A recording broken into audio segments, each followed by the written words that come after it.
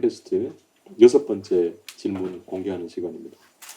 효소처럼 뛰어난 수소 생산 촉매를 만들 수 있을까라는 주제로 서울대학교 화학생물공학부의 성영은 교수님, 그리고 화학생물공학부의 현택환 석좌 교수님 두 분을 모시고 먼저 말씀을 듣고 토론을 하도록 하겠습니다. 그럼 성영은 교수님부터 모시겠습니다. 박수로 봐주시기 바랍니다. 예, 방금 소개받은 화학생물공학부의 성영은입니다.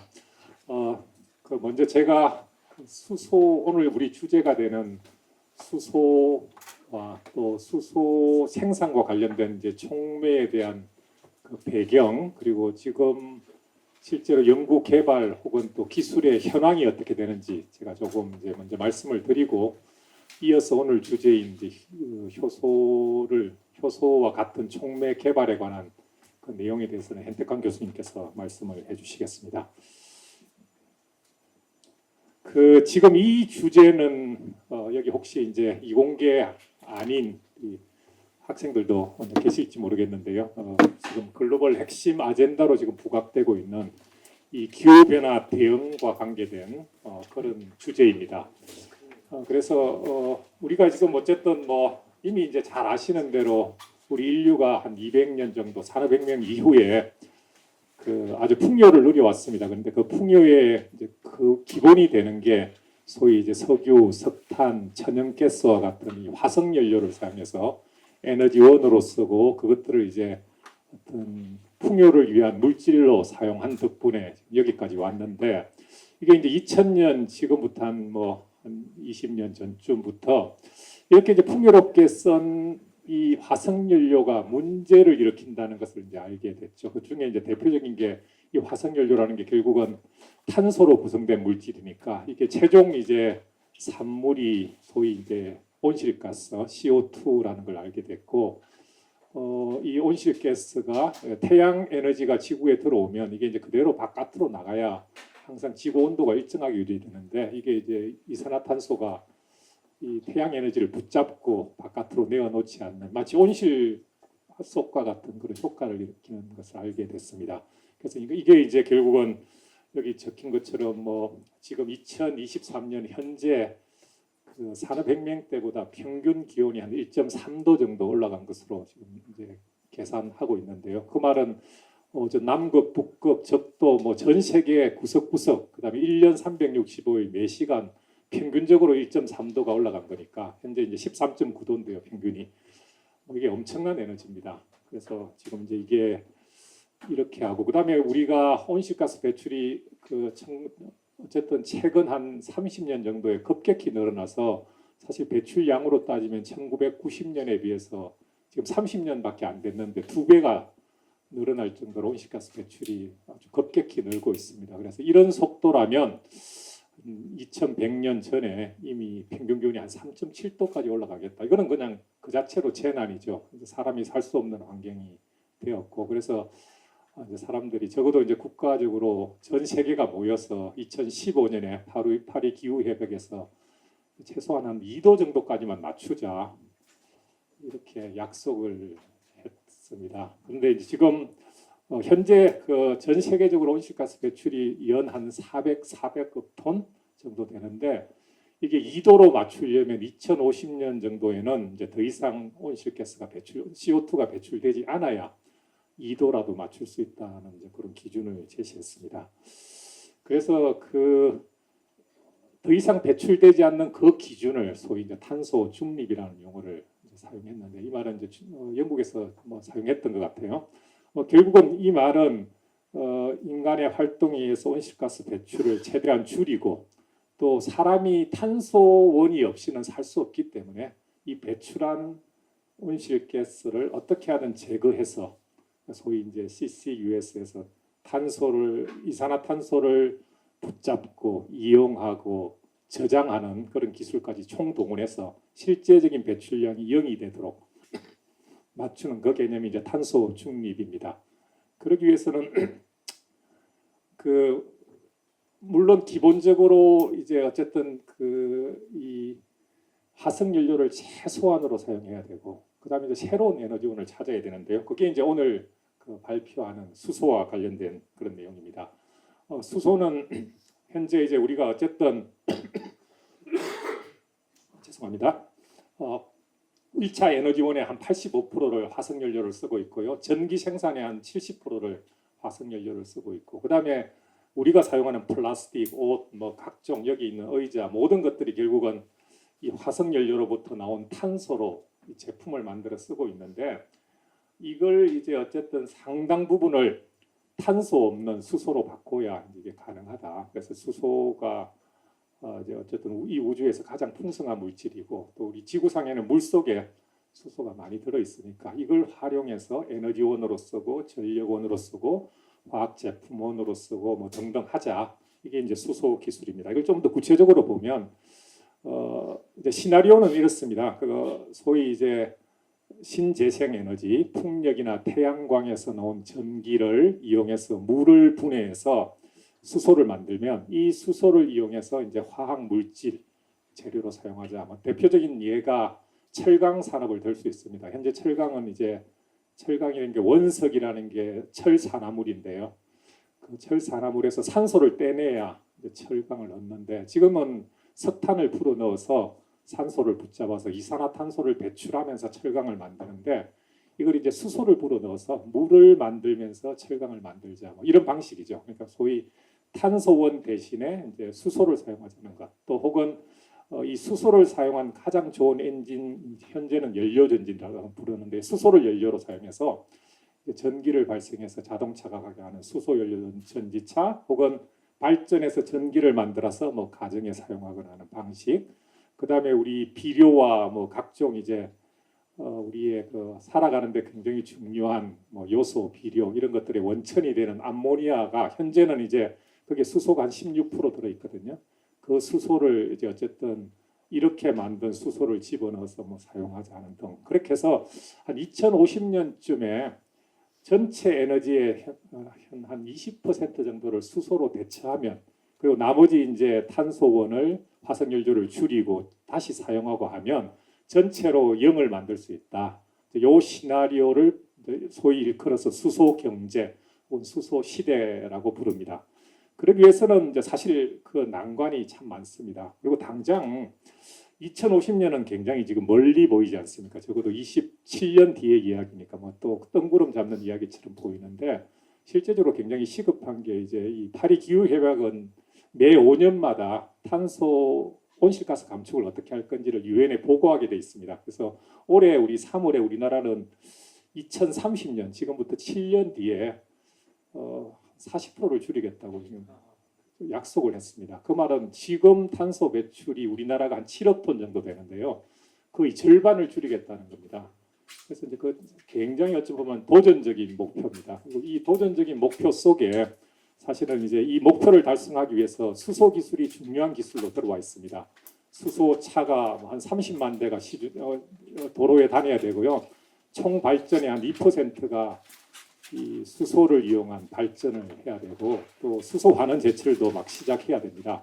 근데 아직까지 기술적으로는 이게 완성된 기술도 아니고, 이제 오늘 들어보시면 알겠지만 가야 될 길이 먼 기술인데, 7년 뒤에 이걸 이제 이게 이제 굉장한 비중이 차지하도록 그렇게 하겠다는 거니까 굉장히 도전적인 그런 주제입니다. 그래서 먼 이야기도 아니고 멀리 있는 이야기지만 굉장히 가까운 그런 이야기다, 그렇게 들으시고, 또 이게 우리가 이제 해결해야 될 과제로 등장해 있습니다.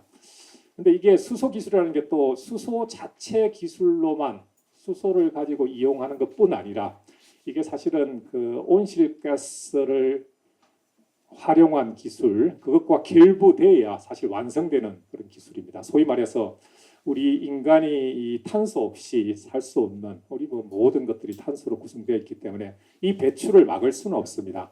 그러면 이제 이 발생한 CO2를 어떻게 하든 다시 재사용하는데, 재사용하기 위해서 핵심적으로 반드시 필요한 게 또 수소입니다. 대표적인 게 현재 화학공학에서 잘 알려져 있는 이제 소위 피셔-트랍시 합성법이라는 게 있는데, 여기는 원천이 물질이 일산화탄소하고 수소입니다. 이 두 개를 합치면 지금 화석연료가 만들고 있는 모든 화학 물질을 다시 다 만들 수 있습니다. 그 말은 이제 우리가 온실가스에서 배출된 이산화탄소를 환원해서 적어도 CO까지만 가면 그 다음에는 이제 이것을 활용해서 수소 기술과 결부하면 다시 이제 탄소를 사용하지만 계속 재사용하는 거니까 사실은 이제 넷제로를 이룰 수 있는 거죠. 이게 사실은 어찌 보면 좀 더 현실적입니다. 그러니까 순수한 수소 플러스 리뉴어블 카본 다이옥사이드 두 개를 합친 기술이 이제 결부되면 완성되는 거니까 이게 이제 우리가 오늘 발표할 중요한 주제 내용이고요. 또 이와 관계되는 이제 많은 연구들이 현재 진행되고 있습니다. 그런데 이 모든 반응들이 오늘 발표할 이 촉매와 연관이 되어 있습니다. 뭐 이제 촉매 이야기를 하기 전에 잠깐 현실을 좀 말씀드리면 굉장히 막 열풍이 불어 있습니다. 수소 경제, 산업, 기술, 뭐 우리뿐 아니라 전 세계, 유럽, 뭐 너무나 많은 책이 쏟아져 나와 있고 보고서가 많아서 사실 이게 어찌 보면 책 장사한다고 할 정도로 이게 많습니다. 이렇게 많고 뭐 대형 그 프로젝트만 해도 이 뭐 대형 프로젝트라는 게 다 수천억 되는 그런 프로젝트만 해도 몇백 개가 이제 운영될 정도로 아주 붐인데 그러나 이제 현실적인 실제 현실은 어떠냐? 요거 이제 제가 이 그림이 이제 대표적으로 현실을 표시하는 가장 좋은 이제 설명이라고 제가 생각하고 있습니다. 현존 수소 1kg을 만들어내는데 현재 이제 그 수전해라는 것은 물 숫자고요. 전기분해의 약자입니다. 그 물을 전기분해해서 수소를 만드는 그런 기술이고 연료전지는 수소를 사용해서 전기를 만드는 그런 기술인데요. 이론적으로 1kg 수소를 만드는데 33kWh의 에너지가 필요합니다. 1kWh는 3,600kJ이니까 800, 900칼로리 정도 될 겁니다. 그러니까 우리 성인이 하루에 한 2,000칼로리 정도 필요하니까 1kg의 수소를 만드는데 하루 필요한 에너지 한 절반 정도를 써야 되는 이게 이제 이론치입니다. 이 자체도 사실 굉장히 높죠. 그런데 현실은 1kg 수소를 만드는데 50kWh 이상의 에너지가 필요합니다. 현재 우리나라 전기값이 한 150원 정도 하니까 kWh당 계산해 보면 기본적으로 한 7,500원, 8,000원의 전기를 사용해야 1kg 수소를 만들어내는 거죠. 이렇게 만든 수소를 다시 연료전지를 가동시키면 1kg 수소가 한 16kWh 정도 전기를 만들어냅니다.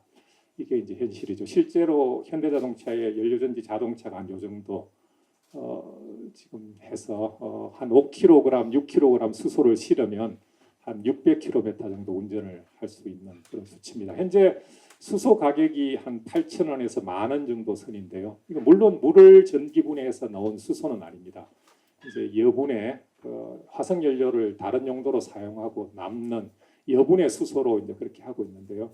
이걸 이제 목표를 한 3,000원 정도 이 정도 돼야 이제 경제성이 있다고 생각하니까 이제 굉장히 도전적인 거죠. 이걸 이제 이만큼 이론치에 가깝게 낮춰야 되고 연료전지는 이론치에 가깝게 전기를 만들어야 되니까 이게 이제 굉장히 도전적인 그런 주제입니다. 저도 지난 30년간 이 분야 연구를 하고 있지만 이거 수치 하나 낮추는 게 보통 일이 사실 아닙니다. 이게 굉장히 어려운 주제고 그래서 오늘 이제 우리 그랜드 캐스트에서 이 문제를 이제 던지고 결국 결론은 이제 아직 우리가 풀 수 없다. 여러분들이 이제 우리 여기 있는 학부생들이 여러분들이 총력을 기울여서 좀 도와줘야 된다. 그런 이야기를 좀 드리려고 그럽니다. 이게 이제 혹시나 보시는 것처럼 논리적으로 이렇게 많은 에너지를 집어넣어서 수소를 만들어서 이렇게 조금 전기를 만드는 게 말이 되냐 이런 질문을 할 수 있는데요. 우리나라가 작년에 이제 발전 설비로 따지면 신재생에너지 발전 설비가 총 발전의 한 20% 됩니다. 풍력, 태양광. 근데 실제로 생산한 전기는 한 6%, 7%, 6% 정도밖에 안 됩니다. 총 발전량에. 그러면 이게 부실하다고 말할 수 있는가? 그 문제다 보다 발전 설비는 충분한데 이게 우리 그 고압선을 통해서 전선에 소위 이제 그 인프라, 전기, 우리 전력 개통망에 들어올 수 있는 구조가 안 되어 있습니다. 아직 우리 인프라 시설이 안 되어 있어서 대부분 이제 그렇게 만들어진 전기는 지금 버려야 되는 실정입니다. 그래서 대부분 그냥 가동 안 하고 멈추고 버리고 있는데요. 사실 이제 그 많은 버리는 전기를 사실 이제 이런 데 사용하면 굉장히 성산이 있는 거죠. 그래서 이제 그런 문제를 같이 봐야 되는 이제 그런 것들이 이슈가 있습니다. 자, 그러면 이제 이 모든 반응을 제가 이제 설명한 것처럼 이 촉매 반응과 관계 있는데요. 촉매 반응이라는 것은 소위 이제 제가 촉매는 조금 이따 설명을 드리고 결국은 이제 그 촉매라는 물질 표면에서 물을 분해해서 수소를 만들고 또 혹은 촉매라는 표면에서 수소를 불어넣어서 전기를 만들어내는 그런 이제 그런 이제 방식입니다. 예를 들어서 이제 여기가 이게 전기화학의 대표적인 그림인데요. X축은 이제 전위값, 볼티지인데 이게 이제 그냥 에너지로 보시면 되고요. Y축은 이제 전류인데 이것은 이제 실제로 만들어내는 뭐 수소의 양 혹은 뭐 그렇게 생산량으로 그렇게 보면 됩니다. 근데 요 노란 선이 이제 이론치의 경계선인데 양쪽 경계인데 현재 이제 보시는 것처럼 OER은 산소를 발생하는 반응, HER은 수소를 발생하는 반응인데 이 경계선보다 훨씬 바깥에 지금 나가야 이제 생산이 되는 것으로 보이죠. 근데 그만큼 이론값에서 벗어나 있습니다. 그 말은 이제 이 이론값이 여기 붉은 화살표처럼 이 노란 선에 근접하도록 당겨야 되는. 이제 당길 수 있는 것을 할 수 있는 게 이 촉매입니다. 그래서 굉장히 활성이 좋은 촉매를 이제 개발해야 되는 그런 이슈가 있는데요.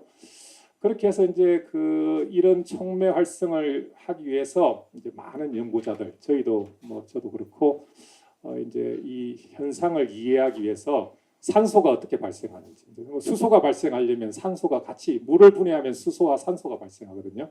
그래서 수소만 잘 나온다고 해서 되는 게 아니고 산소가 잘 발생해야 수소가 잘 발생하니까 이제 이런 그 반응 메커니즘을 이해하려고 이제 굉장히 노력하는데요. 제가 오늘 생략하고 촉매라는 게 뭔지를 이제 먼저 좀 말씀드리면 촉매는 뭐 그리스어로 이제 카탈라시스에서 이제 홀리 루즈닝이라는 그런 개념인데 결국은 어떤 반응물이 우리가 원하는 생성물, 소위 이제 물을 분해해서 수소가 만들어진다. 그럼 물이 이제 반응물이고 수소가 생산물인데 이게 연력학적으로는 반응해서 생산이 되니까 이렇게 빠져나오면 뭐 크게 많은 에너지를 투입 안 해도 될 것 같은데 실제로 모든 화학 반응은 이렇게 연력학적으로 바로 가지 않고요. 소위 키네틱스라 해서 활성화 에너지가 필요합니다. 그러니까 높은 산을 넘어야 이제 반응물로 가는.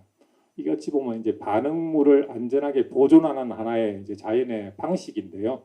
그러나 우리는 이제 이 반응물을 만들고 싶으니까 요 높은 산을 낮춰야 되는데 이 높은 산을 올라가는 데 너무 많은 에너지가 사실 필요한 거죠. 근데 이제 촉매라는 것은 요 높은 산, 이 활성화 에너지를 낮추어 반응 속도를 굉장히 빠르게 해주고 또 원하는 반응의 선택성을 높여주는 그런 물질입니다. 그러니까 이렇게 높은 산을 이렇게 낮추어주는 물질이다.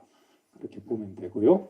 그 다음에 이제 촉매의 이 반응의 큰 원리 중에 하나가 이 사바티의 원리라는 게 있는데 이제 우리가 뭐 일상적으로 이런 공간에 어떤 원하는 물질을 집어넣고 반응물을 집어넣고 어떤 원하는 생성물을 만들어낸다는 것은 그게 이제 서로 부딪혀서 뭔가를 깨트려서 반응물이 가야 되는데 그 확률은 너무 낮은 거죠. 그래서 이제 이런 촉매라는 물질을 집어넣으면 이 촉매라는 표면에 이 물질이 붙으니까 서로 이제 깨지거나 반응할 확률이 훨씬 높아지는 겁니다. 그런 면에서 이제 이 사바티의 원리라는 것은 촉매와 화학 물질 간의 결합력 이게 아주 적절할 때 너무 강해도 안 되고 너무 약해도 안 되고 아주 적절한 결합력을 가질 때 최고의 활성 성능을 보인다는 것을 표시하는 그런 원리인데요.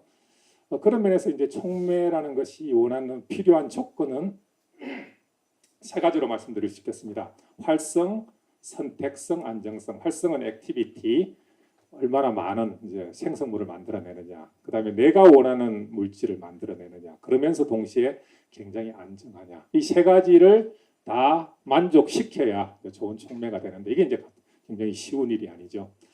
그래서 보시는 것처럼 현재까지 제가 이제 말씀드린 수소 기술과 관련된 분야에서 현재까지 가장 뛰어난 촉매는 다 백금족 기금속입니다. 여기 제가 이제 주기율표에서 옮겨왔는데요. 백금, 뭐 이리듐 이런 물질들 굉장히 고가의 물질들인데 이런 물질들이 이제 가장 좋은 촉매 성능을 보입니다. 이게 이제 대표적으로 뭐 보여주는 조금 전에 사바티의 원리에 의해서 그려보면 이제 높은 산의 산 꼭대기가 가장 이제 액티비티가 좋은 겁니다. 백금, 백금, 뭐 이리듐 이런 것들이 그러니까 연료전지와 수전에서 가장 뛰어난 것은 백금, 이리듐 이런 물질들입니다. 그런데 이게 도대체 왜 백금이 가장 뛰어난가? 이게 이제 제가 박사과정 때부터 지난 30년간 이제 이 분야를 연구하고 있는데 이것도 이 원리가 뭐 유행도 있고 굉장히 이제 사실 생각보다는 복잡합니다. 그러나 간단히 말하면 이제 백금이 전자 구조가 이제 d 오비탈에 전자가 꽉 차 있지 않고 약간 비어 있는 상태, 요 상태를 백금이 보이는데 이렇기 때문에 백금이 좋은 촉매라는 말이 아니고 백금이 가장 좋은 촉매 성질을 보이기 때문에 요런 백금을 분석해 보니까 요런 전자 구조를 가지고 있고 그러면 요런 전자 구조를 모방하면 이 전자 구조에 근접하면 좋은 촉매 성능을 보이지 않을까? 혹은 이게 가장 좋다고 하지만 여기에 다른 금속을 넣어서 이 전자 구조를 조금 바꾸면 백금보다 더 좋은 촉매가 만들어지지 않을까? 이런 이제 그 개념으로 사람들이 접근을 하고 있고요. 저희도 이게 이제 2012년 데이터인데 백금에 비해서 뭐 니켈을 넣거나 코발트를 넣거나 뭐 이트리움 같은 다른 금속을 넣으면 훨씬 더 활성이 좋은 것을 알 수 있었습니다. 그래서 제가 이제 현택한 교수님 팀과 공동으로 그 이후에 지금 10년 이상 지금 이 새로운 다른 금속을 넣어서 백금 계통의 촉매를 활성을 높이는 연구를 계속 해오고 있습니다. 그런데 백금은 또 하나 문제가 이제 굉장히 제한된 매장량 때문에 가격이 굉장히 비쌉니다. 28g 1온스에 뭐 백금이 제가 아까 발표 직전에 찾아봤더니 한 1,000불 정도 하고요.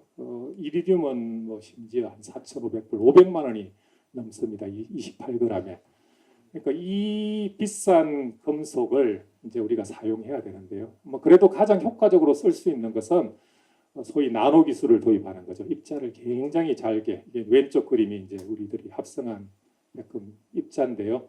입자를 아주 잘게 수 나노메타 잘게 쪼개면 이게 뭐 한 개 한 개가 넓은 표면적을 보이니까 이게 다 합치면 굉장히 넓은 표면적을 가지는 거죠. 이렇게 해서 이제 넓은 표면적의 나노 입자 촉매를 도입하는데 문제는 이렇게 입자를 잘게 쪼개면 안정성이 굉장히 약해집니다. 불안한 거죠. 그래서 다시 엉겨 붙어 버리고 그래서 이 나노 입자의 안정성을 어떻게 확보할 건가? 그러니까 활성을 높이고 안정성을 얻는 요 일을 이제 우리 현 교수님하고 지난 10년간 했고 이제 저희 최근 결과 하나만 보여드리면 이렇게 해서 백금에 코발트를 집어넣어서 결정 구조가 아주 좋게 하면서 나노 입자를 합성하고 또 이것으로 이제 실제로 연료전지를 만들어서 이제 구동을 했더니 뭐 굉장히 안정적인 2025년 미국 DOE 에너지성에서 요구하는 그런 목표치를 능가하는 그런 수치를 얻을 수 있었습니다. 현재 이제 그 연료전지 자동차는 이제 일본의 토요타하고 우리 현대자동차 두 군데서 생산하고 있는데요. 두 회사가 지금 사용하고 있는 백금량이 한 30에서 50g 자동차 한 대당 이제 집어넣고 있습니다. 정확한 양은 이제 기업 비밀이라서 자세히 말씀드리지 않겠는데요. 한 30에서 50g인데 저희가 이렇게 해서 만든 걸 이제 저희가 이제 해보면 저희는 한 17g 정도. 그러니까 기존 자동차 회사에서 사용하는 백금량의 절반 정도를 줄일 수 있는 양입니다. 그럴지라도 여전히 이제 그 가격이 쓰고 있습니다. 너무 이제 비싸죠. 그리고 이게 이제 생산이 많아지면 많아질수록 그 다른 것들은 양산에 따른 가격 절감이 아주 쉽게 되는데 많이 만들면 당연히 싸지죠. 근데 백금은 그 자체가 워낙 비싼 기금속이니까 양산하면 할수록 비중이 오히려 높아지는 아주 역방향으로 흘러갑니다. 그러니까 결국은 백금 아닌 다른 물질로 대체해야 되는 아주 중요한 이슈가 그래야 이게 사실 수소 기술이 완성될 수 있으니까 이제 그 정도의 그런 백그라운드가 있습니다. 물론 우리 양 연구실에서 합쳐서 백금 아닌 다른 뭐 산화물 이런 것들을 통해서 백금에 육박하는 그런 결과들, 심지어 능가하는 그런 결과들은 얻고 있지만 그러나 좀 더 획기적인 어떤 새로운 어떤 접근이 필요하다 그렇게 생각하고 있습니다. 제가 여기까지 정도 이야기하고 이제 오늘 본격적인 주제에 대해서는 현 교수님께서 해주시겠습니다.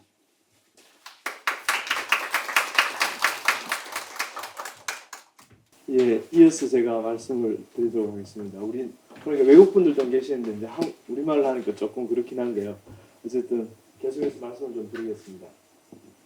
보면 촉매는 이제 크게 세 가지로 이렇게 나누어 있습니다. 우리가 일반적으로 아는 촉매들은 크게 두 가지죠. 호모지니스 캐탈리스트가 있고 헤테로지니스 캐탈리스트가 있습니다. 그래서 호모지니스 캐탈리스트라는 건 뭔가니 결국은 용매에 다 이렇게 녹습니다. 주로 뭔가니 모레큘러 컴파운드죠. 그러니까 분자 형태로 된 것들이 대부분 다 호모지니스 캐탈리스트인데요.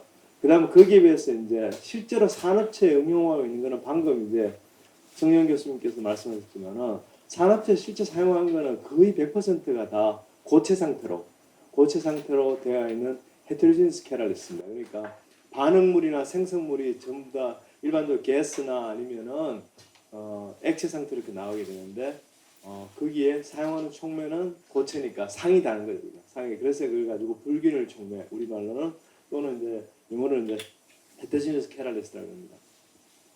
근데 실제로 가장 이상적인 촉매는 바로 뭔가니 우리 몸속에서 가지고 있는 바로 효소가 되겠습니다. 엔자임이 되겠죠. 엔자임이 가장 그 이상적인 촉매가 되겠습니다. 그래서 엔자임은 실제로 이제 프로테인입니다. 단백질입니다. 단백질인데 많은 엔자임들이 이제 그런 엔자임이 되는 그런 단백질은 뭔가니 거기에 금속이 들어가 있습니다. 그래서 금속이 들어가 있기 때문에 오랫동안 특히 화학자들이 지난 한 거의 100년간 이 효소를 모방해서 그런 호모지니스 캐탈리스트 그러니까 균일 촉매 분자 형태로 된 것들은 연구를 굉장히 많이 했어요. 그것들을 이제 좀 어떻게 하면은 가장 이상적인 촉매가 이제 효소니까 효소를 어떻게 좀 이렇게 흉내내서 가장 좀 이렇게 효소에 가깝게 만들어 볼까 그렇게 했습니다. 그래서 근데 이제 결국은 인더스트리에서 이제 실제로 적용하기 위해서 그것들을 이제 고체 상태인 거는 헤테로지니스 캐탈리스트 불균일 촉매를 이렇게 만들어야 되는데 보면은 당연히 이제 여기서 장점과 단점이 서로 교차하게 됩니다. 보시면 아시겠지만 엔자임 같은 경우는 well-defined structure를 가지고 있기 때문에 이것들이 굉장히 아까 전에 이제 성현 교수님이 촉매의 세 가지 중요한 그 말씀드렸죠. 첫 번째 활성, 액티비티. 두 번째는 우리가 원하는 물질로 프로덕트로 만들어내는 거, 셀렉티비티. 그리고 촉매를 얼마나 오랫동안 사용할 수 있는가, 듀러빌리티 또는 스테빌리티거든요. 이 세 가지가 촉매의 가장 세 가지 중요한 성질인데 그걸 기준으로 보게 되면 효소 같은 경우는 굉장히 셀렉티브합니다. 우리가 원하는 프로덕트가 많은 경우 100%가 나오게 됩니다. 근데 사람들이 만드는 촉매들 같은 경우는 실제로 100% 셀렉티브하게 나오기가 정말 어렵습니다. 그리고 나서 활성도 일반적으로 굉장히 좋습니다. 제가 조금 이따 여러분 말씀드리겠지만 이게 이제 단백질 구조에서 나오는 엔자임의 아주 독특한 그런 성질입니다. 근데 거기에 비해서 보면은 이제 헤테로지니스 캐탈리스트 같은 경우는 고체 상태로 되어 있으니까 구조가 튼튼하죠. 그는 굉장히 안정적이고 그 다음번에 고체로 되어 있고 촉매는 고체고 프로덕트나 리액턴트는 액체나 기체 상태로 되니까 분리하기 굉장히 쉽게 되죠. 그러니까 대량 생성 공정이 가능하게 됩니다. 그래서 아까 말씀드렸지만은 결국은 뭔가니 인더스트리에 사용하는 촉매가 대부분 다 이 불균일 헤테로지니스 캐탈리스트가 볼 수 있습니다. 근데 보면은 엔자임 같은 게 뭐예요? 단백질이니까 우리 몸 속에는 단백질이 어떤 일을 아시잖아요. 단백질은 굉장히 열에도 약하고 온도를 조금만 올려도 디네이처 되죠, 그죠? 깨지죠, 그죠? 그리고 산이나 연기 조건에서는 더더욱다는 굉장히 약하죠, 그죠? 근데 거기 위해서 이제 아까 말씀드렸지만은 또 이렇게 헤테로지니스 캐탈리스트 같은 경우는 고체 상태로 있지만은 엔자임 같이 특이한 그런 구조를 갖추고 있지 않기 때문에 선택도도 낮고 일반적 활성도 굉장히 낮습니다. 여기 활성이라는 것은 뭔가니 금속 애톰 하나당 활성을 이야기해요. 활성도가 낮습니다. 그러면은 가장 이상적인 게 뭐겠어요? 가장 이상적인 거는 불균일 촉매, 헤테로지니스 캐탈리스트인데 고체 상태의 그런 헤테로지니스 캐탈리스트인데 엔자임 같이 이렇게 셀렉티비티도 좋고 굉장히 액티비티 좋은 그런 걸 만들 수 있으면 가장 이상적이겠죠. 그래서 그게 이제 아직까지 그 꿈이 안 이루어졌겠죠. 그러니까 우리 이정동 교수님께서 이제 우리한테 말씀하셔가지고 결국 안 이루어졌기 때문에 여러분한테 질문을 던지고 여러분 중에 여기 계시는 여러분들이 뭐 저 같은 경우 벌써 나이가 이제 꽤 됐으니까 여러분 아주 프레시한 그런 서울대 우리 학부생들 특히나 해서 이 질문들을 정말 해결할 수 있는 그런 분들이 이 중에서 나왔으면 좋겠다는 생각이 듭니다. 보면은 효소가 왜 이렇게 그러면은 굉장히 이렇게 셀렉티브 좋고 그다음번에 금속 하나당 굉장히 액티브도 좋은 걸 보면은 이 특이한 그런 이렇게 몇 가지 구조를 가지고 있기 때문에 그래서 효소 구조를 제가 조금 이따 이렇게 말씀드리겠지만 실제로 이제 여러 가지로 이제 효소 엔자임에 대한 뭐 당연히 노벨상도 여러 번 나왔죠. 엔자임 관련해 가지고 효소 관련 노벨상도 여러 나왔지만은 여기 있는 국소 환경이 굉장히 스페시픽하게 이렇게 작용하게 됩니다. 그래서 제가 이제 조금 이따 말씀드리겠지만 효소가 이제 단백질 구조를 가지고 있기 때문에 아미노에시드거든요. 단백질은 아미노에시드가 3차원적인 구조를 가지고 있는 게 바로 프로테인 스트럭처가 되게 되는데 이것들이 보면은 반응물이 오게 되면은 그 반응물이 생긴 모양에 따라서 뭔가니 촉매 활성하는 그 액티브 사이트가 거기에 대해서 어댑트를 하게 됩니다. 바뀌게 됩니다. 그러면서 최적의 환경을 만들어냅니다. 우리가 원하는 프로덕트를 얻기 위한 최적의 환경을 어댑트하게 됩니다. 그러니까 참 그게 자연의 참 신비함이죠. 그죠? 그래서 우리가 원하는 물질만 선택적으로 아주 활성이 좋게 이렇게 만들어야 되기 때문에 그러면은 실제로 그러면 이렇게 촉매에서 이제 과연 이렇게 그러면 효소에서 일어나는 이런 촉매 작용을 잘 이해하고 그렇게 비슷하게 만들어 볼 수 없을까 그런 노력들을 많이 하죠. 그래서 저희들도 이제 우리가 열심히 이렇게 하고 있습니다. 몇 가지 이제 예들을 한 두세 가지 예들을 우리가 보여드리고 합니다. 그래서 보면은 요거는 우리 성영 교수님하고 저하고 이렇게 같이 한 2020년에 우리가 네이처 머티리얼즈에 이렇게 논문을 발표한 내용입니다. 보면은 우리가 이제 이야기하는 거는 뭔가 이것도 수소와 관련이 있습니다. 당연히 수소 관련이 있는데 과산화수소를 제조하는 겁니다. 과산화수소를 제조하는 건데 과산화수소가 여러분들이 이게 아마 화학 안 하신 분들도 과산화수소가 뭔지는 대충 들어보세요. H2O2입니다. 그리고 우리가 마시는 물이 H2O죠, 그죠? H2O인데 H2O하고 비슷하게 생겼는데 H2O2가 바로 뭔가니 과산화수소가 되겠습니다. 그런데 이게 이제 요즘 더더욱 중요해졌습니다. 지난 한 4년간 코비드-19 때문에 이게 중요한 소독제거든요. 소독제고 그리고 또 우리나라로 봐서는 굉장히 과산화수소가 중요해진 이유가 뭔가요? 반도체 공정에서 여러분들이 이제 지난 한 2018년입니까? 2019년입니까? 일본하고 무역 분쟁이 붙었죠. 그죠?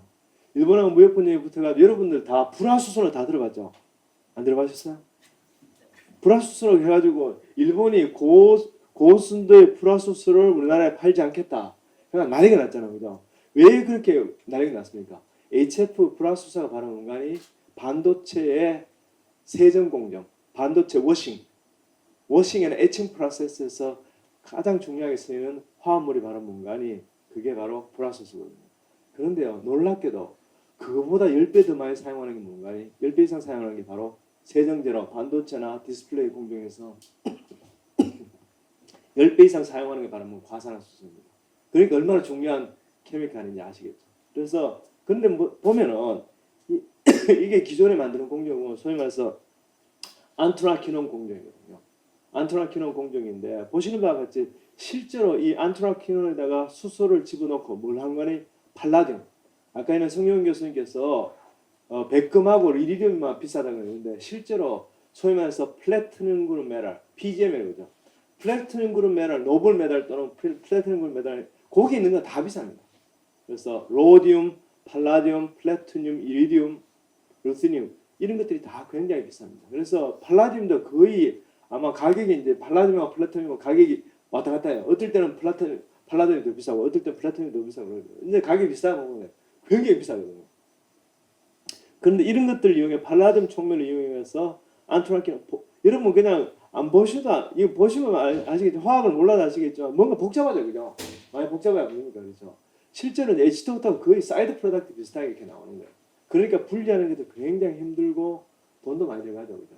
그리고 무엇보다 아까 말씀드렸지만 굉장히 비싼 팔라디움 촉매를 가지고 사용해야 된다는 거예요. 자, 그러면은 우리가 엔자임을 가지고 이렇게 좀 이렇게 흉내를 내고 싶으니까 실제로 우리 몸 속에서 과산화수소를 만드는 엔자임이 있을까요, 없을까요?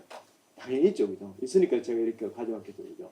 우리 몸속에서 이제 엔자임을 만드는 그런 우리 몸속에서 엔자임으로 과산화수소를 만드는 그 엔자임이 바로 뭔가니 수프록사이드 디스뮤테이즈 SOD로 수프록사이드 디스뮤테이즈 실제 이거는 상업적으로 팔고 있어요. 뭔가니 아주 강력한 항산화제예요. 자연에서 나오는 거는 항산화제, 비타민 C보다 훨씬 더 월등하게 좋은 항산화제. 그래서 이렇게 판매하게 돼요. 자, 그런데 보면은 이 SOD 수프록소 디스뮤테이즈가 바로 뭔가 우리 몸속에서 자연에서 실제로 하이드로젠 프록사이드, 그러니까 과산화수소를 만드는 그런 엔자임이 되겠습니다. 근데 자세히 보면요, 아까 전에 제가 잠시 말씀드린 엔자임들이 보면 대부분 다 금속들을 이렇게 품고 있어요. 그래서 보면은 실제로 이제 요게 이제 전체 엔자임 요 수프록소 디스뮤테이즈의 엔자임 효소를 구조를 가지고 있는데 실제로 화학 반응이 일어나는 거, 화학 반응 이런 걸 액티브 사이트라고 하는데, 액티브 사이트는 바로 뭔가 소위 말해서 힘 스트럭처를 가지고 있습니다. 힘이 뭔가 여러분들은 우리 피 속에 가장 많이 있는 게 헤모글로빈 들어보셨죠? 우리 다 아시죠? 헤모글로빈의 중간에 있는 구조하고 똑같습니다. 근데 헤모글로빈은 여기 뭐가 있는가? 철이 있습니다. 철이온이 있는 거고, 철이온 대신에 폴피린 요거 가지고 이제 이렇게 나이트로젠 4개인 요 화합물을 가지고 폴피린이라고 해요. 폴피린 중간에 이렇게 뭔가 철 대신에 히모글로빈, 우리 피 속에 있는 히모글로빈 대신에 뭔가 여기에 망가니즈가 딱 있는 게 바로 뭔가 여기 이런 구조를 가지고 있습니다. 자, 그러면은 과연 그럼 우리가 합성해서 이런 구조를 만들어낼 수 없을까? 우리가 고민하게 된 거야. 그러면 가장 가까운 게 바로 뭔가 여러분 그래핀이라고 요즘 뭐 좀 들어보셨죠? 그래핀이라고 아마 많이 들어보셨을 거예요. 우리 이제 하버드에 지금 있는 우리 동문인 김필립 교수가 아주 아쉽게도 이제 그래핀 노벨상 받을 때 아쉽게도 이제 놓쳤는데, 여러분 뭐 그런 이야기 많이 들어보셨습니다. 어쨌든 그래핀이 굉장히 많이 이렇게 이용되고 있습니다. 그래핀이라는 게 다른 게 아니고 그래파이트에서 나온 거죠. 그래파이트가 뭐예요? 흑연이죠. 흑연이 여러분 뭐 들어보셨겠지만 이게 벤젠링이 쫙 이렇게 펼쳐져 있는 겁니다. 벤젠링이 쫙 연결되어 있는 게 그래핀인데, 그 그래핀 구조를 가져와서 우리가 뭔가 거기다가 뭔가 우리가 나이트로젠을 먼저 도핑했어요. 나이트로젠을 집어넣어 가지고 여기 이제 보시다시피 이렇게 나이트로젠을 이렇게 집어넣어 그래핀 전체 구조에다가 탄소 대신에 나이트로젠을 이렇게 몇 개 박아놓는 거예요. 박아넣어 가지고 요거 비슷하게 이렇게 요거는 이제 컴파운드 하나인데 실제로 그래핀이니까 쫙 이렇게 펼쳐져 있겠죠. 청산 구조를 가지고 쫙 이렇게 2차원 구조를 가지고 있는데 거기에 나이트로젠들이 적당히 이렇게 배치시키고 나서, 그리고 거기다가 이제 우리가 보면 이건 이제 요 실제로 계산은 DFT 캘큘레이션이라고 이제 계산적으로 이제 이렇게 한 거는 저기 서울시립대입니까? 서울시립대는 거기 유정석 교수가 이제 그렇게 했었는데, 유정석 교수 계산을 했었는데 보니까 가장 옵티마이저 해가지고 우리가 딱 이렇게 산화되는 정도하고 하니까 거의 수프록소 디스뮤테이션이 나오는 정도의 가장 옵티마이저 컨디션이 되더라 알았어요. 그 중에 이제 메탈도 금속도 철, 망가니즈, 코발트, 니켈 여러 개 스크리닝 해보니까 계산해 보니까 가장 딱 맞춤형으로 잘 맞는 게 뭔가 코발트라는 걸 우리가 발견했어요. 그래서 실제로 이걸 합성해서 저희들이 만든 거예요. 그래핀 옥사이드에다가 나이트로젠을 먼저 집어넣고, 나이트로젠을 집어넣어가지고 이렇게 비슷한 구조를 이렇게 만들고 거기다가 산화한 환경을 이렇게 옥시데이션 컨디션을 조절해가지고 우리가 정확하게 이렇게 아주 이게 조금 이제 실제로 보면 칼투론을 보시면 더 이해가 잘 되는데, 여기 보시는 바와 같이 이제 코발트 이렇게 힘 스트럭처 비슷하게 이렇게 나이트로젠 4개 있는 것들, 코데인스인데 이런 구조가 박혀 있는 것들을 이렇게 잔뜩 이렇게 만들게 됐습니다. 그래서 해보니까 놀랍게도 하이드로젠 프록사이드가 만들어낸 촉매활성이에요. 기존에 이제 아까 전에 제가 말씀드렸지만 이건 이제 성영 교수님 그룹에서 이제 전기화학적으로 실제로 이제 전기화학적으로 여기 보시는 것 같이 이제 실제로 성영 교수님께서 잠시 아까 전에 미국 DOE 타겟을 만족했다 그런 연료전지라는 게 그건 뭔가니 아까 말씀하셨지만 수소하고 산소하고 반응해가지고 H2O가 만들어지는 거거든요. 그러면서 전기가 생성되는 게 연료전지거든요. 그런데 거기서 사용하는 바로 리액션, 옥시전 리액션은 뭔가니 전자가 4개 들어가서 O2가 전자가 4개 들어가서 수소하고 반응해가지고 H2O가 만들어지는 거예요. 그런데 우리가 지금 하고자 하는 건 뭔가니 전자를 2개만 집어넣어가지고 여기서 스탑합니다. 그러니까 결국은 뭔가니 셀렉티브하게, 결국은 컴퓨팅은 뭐라고 했어요? 너무 전자를 4개 집어넣으면 이게 만들어지니까 물을 안 만들고 어떻게 하면 요것만 이렇게 우리 몸속에 있는 수프록스 디스뮤테이즈 같이 요것만 셀렉티브하게 만들 수 있겠냐. 그래서 이제 계산도 해보고 그렇게 해보니까 가장 옵티마이즈된 컨디션이 바로 코발트에 그렇게 해서 만들어 보니까 실제로 이제 기존에 이런 연구들이 많이 됐었는데 보면 백금이나 이런 비싼 금속 있죠. 귀금속을 가지고 한 것보다 우리가 굉장히 이렇게 활성이 거의 10배 이상 이렇게 높은 것을 이렇게 할 수 있습니다. 굉장히 활성이 더 좋은 것을 확실히 알 수 있고 그 다음번에 이제 이게 한 100시간 이상, 110시간 이상 계속해서 오퍼레이션을 해도 굉장히 액티비티가 그대로 살아있는 것을 알 수 있습니다. 그래서 실제로 우리가 이 논문을 내고 이제 거기 언론 보도가 나오고 났어요. 국내에 있는 H2O2 생산하는 CEO 또는 CTO 분들이요. 1, 2, 3, 4, 5, 6 그리고 뭐 관계없는 건설회사 국내 아주 큰 그런 건설회사에서까지 찾아왔더라고요. 그래서 보면은 이 굉장히 관심이 많습니다. 그래서 현재 이제 계속해서 저희들이 이제 이 분야 연구를 성영 교수님하고 저희 그룹에서 하고 있고 그래서 저희들이 타겟이 뭔가 하니 기존의 그런 팔라듐이나 이런 기존의 귀금속 촉매를 대신할 수 있는 이런 싼 코발트는 굉장히 싸잖아요. 그러니까 이런 코발트를 중심으로 한 그런 엔자임 비슷한 효소와 비슷한 그런 촉매를 개발해서 실제로 이제 산업적으로 적용하는 게 저희들이 가지고 있는 그런 꿈 중에 하나가 되겠습니다. 그 다음번에 제가 말씀드릴 건 뭐고, 요거는 이제 재래공학부에 계신 남기태 교수님하고 그리고 이제 카이스트화학과인 김용준 교수하고 같이 이렇게 저희들이 공동 연구에서 한 건데, 아까 전에 이제 성영 교수님께서 이렇게 말씀해 주셨지만은 실제로 보면은 대부분의 수소가 중요하다고 말씀하시는데 대부분의 수소가 실제로 만들어지는 과정을 보면은 거의 대부분의 수소들은 실제로 이 메탄가스 그러니까 LPG, LNG죠, LNG, Liquefied Natural Gas 그러니까 천연가스. 여러분들 천연가스의 대부분의 성분이 바로 뭔가 메탄입니다. 메탄을 고온 고압에서 물하고 반응해가지고 수성가스라고 그러죠. 그래서 물하고 고온 고압에서 반응해서 만드는 것이 바로 뭔가니 만드는 것이 바로 이게 수소를 이렇게 만듭니다. 근데 보시면 화학 반응식 보면은 나오죠. CO2 잔뜩 생기죠. 수소가 만들면서 수소 자체는 청정 에너지고 청정 에너지가 만드는데 이 수소를 만드는 거의 대부분의 수소들이 이렇게 만듭니다. 그리고 일부는 아까 전에 성영 교수님께서 말씀하셨지만 실제로 그게 뭐냐 여분의 그런 리뉴어블 그 에너지 소스 그러니까 뭐 태양광이나 아니면 풍력 같은 걸 이용해 가지고 그런 여분의 전기를 가지고 전기 분해를 통해서 물의 전기 분해를 통해서 만들어지는 게 이제 점점 이렇게 중요해지고 있습니다. 그래서 저희들도 이제 계속해서 성영 교수님과 같이 이제 우리 그룹이 같이 연구를 하고 있고. 자, 그런데 보시면 아시겠지만은 대부분의 수소가 이제 실제로 천연가스를 메탄가스를 고온 고압에서 이렇게 물하고 반응해가 만들어지니까 실제로 뭐 돈도 많이 들어가고 뭐 이게 보면은 그 자체가 굉장히 CO2를 많이 발산하게 되죠. 그죠? 이런 문제가 있죠. 그래서 첫 번째는 이제 수소를 만드는 생산하는 첫 번째 이제 대안이 바로 뭔가니 여분의 전기를 이용해서 물을 전기 분해해서 만드는 게 하나의 대안이 되겠고 그게 아마 근시일 내에 가장 먼저 적용하게 되는 수소 생산 방법 대체 수소 생산 방법이 될 것 같고요. 그리고 가장 이상적인 건 바로 뭔가니 우리가 마음껏 누리고 있는 태양빛을 가지고 물을 분해해 가지고 태양빛을 이용해서 물을 광분해 포토캐탈리스 광분해해서 결국 뭔가니 수소를 만드는 거. 그게 가장 이상적입니다. 그래서 거기에 대해서 좀 이렇게 말씀드리고자 합니다. 그래서 보면은 여기서 마찬가지입니다. 그래서 어떻게 하면 이제 우리가 이제 효소하고 비슷하게 그렇게 촉매를 디자인했을까 이렇게 고민을 했습니다. 그래서 보면 제가 이 결과들을 보여드릴게요. 저희들이 뭔가 만든 게 커퍼 그러니까 일반적으로 가장 많이 알려진 광촉매가 뭐는 거예요? TiO2입니다. 타이타늄.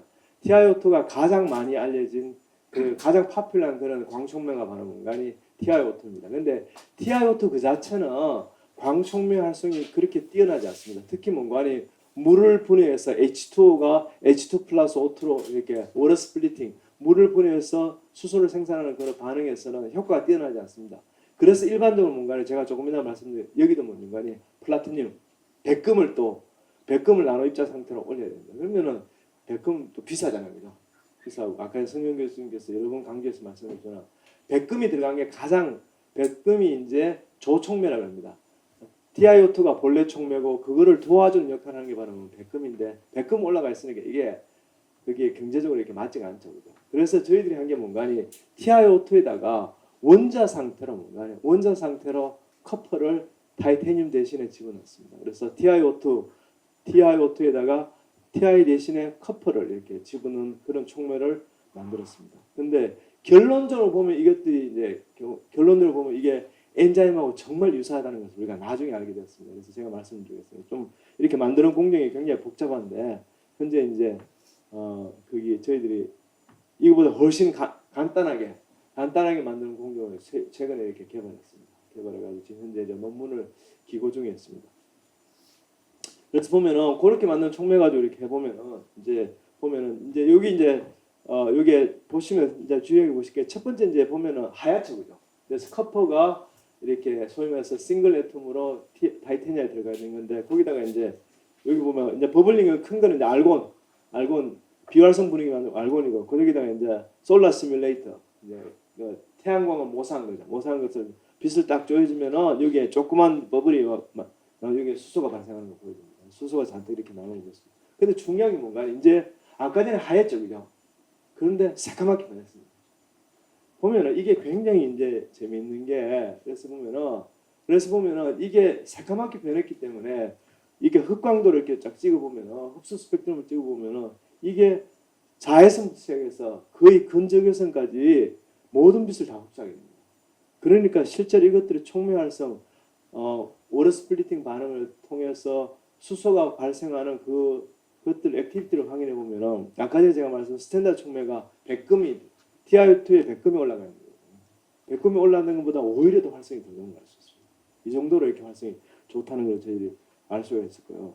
근데 보면 이게 재밌는 게 그래서 실제로 이제 저희들이 논문 낼 때 타이틀을 네이처 머티리얼즈에 저희들이 기고할 때 이렇게 첫 번째 타이틀이 뭔가니 first 굉장히 대담하게 first enzyme like heterogeneous catalyst, heterogeneous photocatalyst 이렇게 논문을 냈으면 리뷰어 중에 한 명이 굉장히 거부감이 심하더라고요. 그래서 리뷰어 중에 한 명이 엄청나게 그래서 리뷰어한테는 리뷰어가 하자는데 좀 해야 됩니다. 여러분 학생들 리뷰어하고 싸우는 생각하지 마시고 그러니까 에디터하고 싸우면 더더욱 안 되고 리뷰어하고 싸우더라도 지혜롭게 잘 싸워요.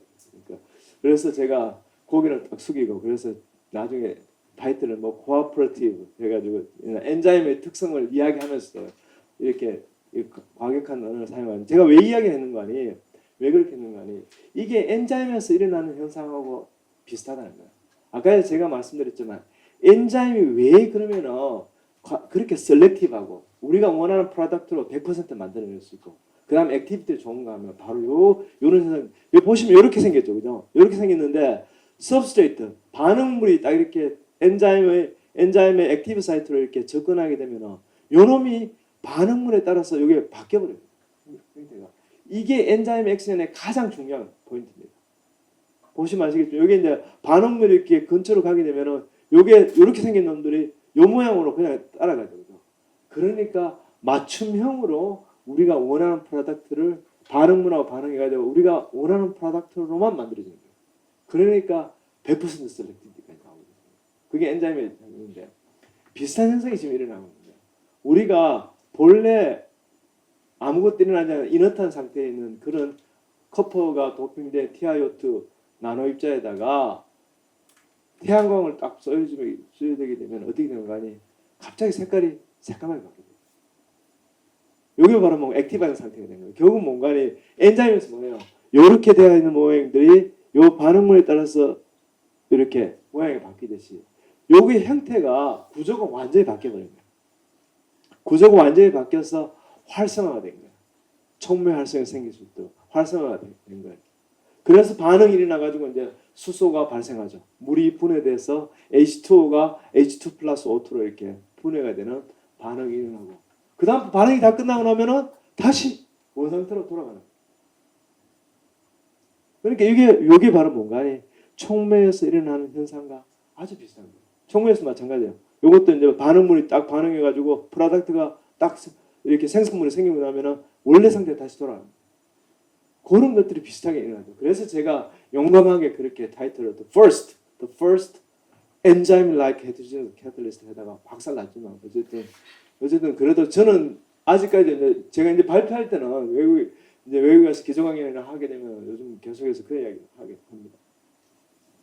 그 다음번에 똑같은 촉매를 이용해 가지고 아까 전에 성윤 교수님께서 이렇게 말씀하셨지만 이제 중요한 게 뭔가 하니 이렇게 수소를 우리가 싸게 만들 수 있다면 실제로 모든 카본 뉴트럴리티의 센터가 뭐예요? CO2죠. CO2인데 CO2를 어떻게 유용한 화합물로 바꿀 수 없을까? 그래서 보면은 제가 이제 여기서 한 게 뭔가 하니 똑같은 아까 전에 말씀드린 엔자임 라이크 커퍼 싱글 애톰 TiO2 요 촉면을 가지고 뭔가 하니 실제로 똑같은데 요거는 뭔가 하니 가스 상태에서 CO2를 카본 다이옥사이드를 결국 뭔가 하니 태양광을 조여서 태양광에서 리덕션 해가지고 우리가 원하는 메탄 가스 천연가스를 만드는 거죠. 천연가스를 만들 수 있다는 것을 보여준 것들을 우리가 작년 초에 우리가 저희 분야 탑전을 이거는 Environmental Energy Science를 이슈 커버를 이렇게 발표를 했습니다. 자, 그 다음번에 이제 약간 관련은 좀 덜하긴 하지만 최근에 저희들이 이제 김재영 교수 연구진하고 같이 한 이렇게 요런 촉매에 대해 전반적으로 뭔가 요거는 뭐 하나의 맛배기를 이렇게 가져온 건데 뭔가 최근에 저희들이 내셔널 테크놀로지에 논문을 내게 뭔가 조금 전에 말씀드렸지만 이런 식의 광촉매가 주로 뭔가 파우더 형태로 되어 있거든요. 파우더 형태로 되어 있으니까 파우더 형태로 되는 게 태양빛을 받아서 물을 분해해서 H2O가 생산되게 하려면 계속해서 이것들을 파우더 형태로 뭐예요? 여러분들이 이제 거기 밀가루가 물에 이렇게 들어가 있으면 어떻게 돼요? 다 가라앉죠, 그죠? 그러면 가라앉으면 촉매 활성이 있겠어요, 없어요? 없죠, 그죠? 그래 계속 저어줘야 돼요. 근데 실제로 우리가 자연에는 예를 들면은 뭐냐 호수나 아니면 강물 같은 데서 물 분해해가지고 뭔가 수소를 생산하겠다 대량으로 아주 대면적에서 그러면은 이게 스토링하는 게 불가능하죠, 그죠? 저어줄 수가 없잖아요. 강물을 어떻게 저어줍니까? 호수물을 어떻게 저어줘요, 그죠? 할 수가 없잖아요. 그래서 저희들이 아이디어 낸 게 바로 뭔가 아니 요렇게 스티로폼 여러분 스티로폼 같이 있잖아요. 물에 둥둥 뜨게 만드는 거예요. 그래서 저희들이 뭔가 요 위에다가 똑같은 스티로폼 비슷한 거예요. 그러니까 하이드로젤하고 그 다음번에 폴리머를 그냥 고무 비슷한 그런 것들 섞어가지고 이렇게 만들어가지고 위에 부분에만 이렇게 위에 부분에만 촉면을 광촉면을 여기다 박아놓는 거예요. 박아놓는 거예요. 그렇게 해서 이제 촉면을 이렇게 보면 이런 식의 파우더 폼 문제가 있었는데 해보면은 굉장히 손쉽게 수소를 이렇게 그냥 물에다 둥둥 띄워놓으면은 그냥 태양빛을 받아서 수소가 그냥 발생합니다. 그렇게 할 수 있다는 건데 저희들이 이제 실제로 이제 저희 화학공률 신기술 연구소 거기 뭐냐 옥상에다가 1m짜리 1m 바이 1m짜리 이렇게 만들어가지고 실제로 이제 그것들이 가능하다가 데몬스트레이션을 해보여주고 그 다음번에 실제로 광물이나 이런 것 같은 굉장히 이게 뭐냐 누리끼리하고 그냥 버럭 어리잖아 그죠? 그런 조건에서도 잘 된다는 걸 보여주고 그리고 이제 여러 가지 그런 것들을 이제 보여줬습니다. 그래서 보면은 아직까지 갈 길이 굉장히 많고요. 할 일이 정말 많습니다. 그런데 우리가 어떤 촉매는 여러분들 지금 주위에 계시는 성현 교수님께서 잠시 말씀하셨는지 모르겠지만 실제로 여러분 주위에 있는 게 뭔가 화학 제품들 있죠. 여러분들 보시는 여기서 보는 모든 제품들이 플라스틱 뭐 이렇게 여러분들이 이게 하는 음식물들 뭐 다 대부분 것들이 뭔가 여러분들이 알고 있는 제품들의 거의 80-90% 이상이 하나 이상의 촉매 공정을 통해서 나옵니다. 그리고 그 촉매라는 것들 대부분 다 뭔가 불균일 촉매들이에요. 그래서 우리가 정말 그 불균일 헤테로지스 캐탈리스트를 어떻게 하면은 우리 가장 이상적인 촉매인 엔자임 같이 만들 수 있을까? 그것들은 수소 경제뿐만 아니라 다른 모든 부분에서 가장 중요한 그런 화두가 될 것 같습니다. 그래서 보면은 제가 이제 마지막으로 좀 보여드리고 싶은 게 제가 이제 어저께 있잖아요. 월요일 아침에 이제 우리 시간 월요일 아침에 조코비치가 우승을 했죠. 여러분 잘 모르십니까? US 오픈에 우승했습니다. 그래서 나이가 한 8살 작은 있잖아요.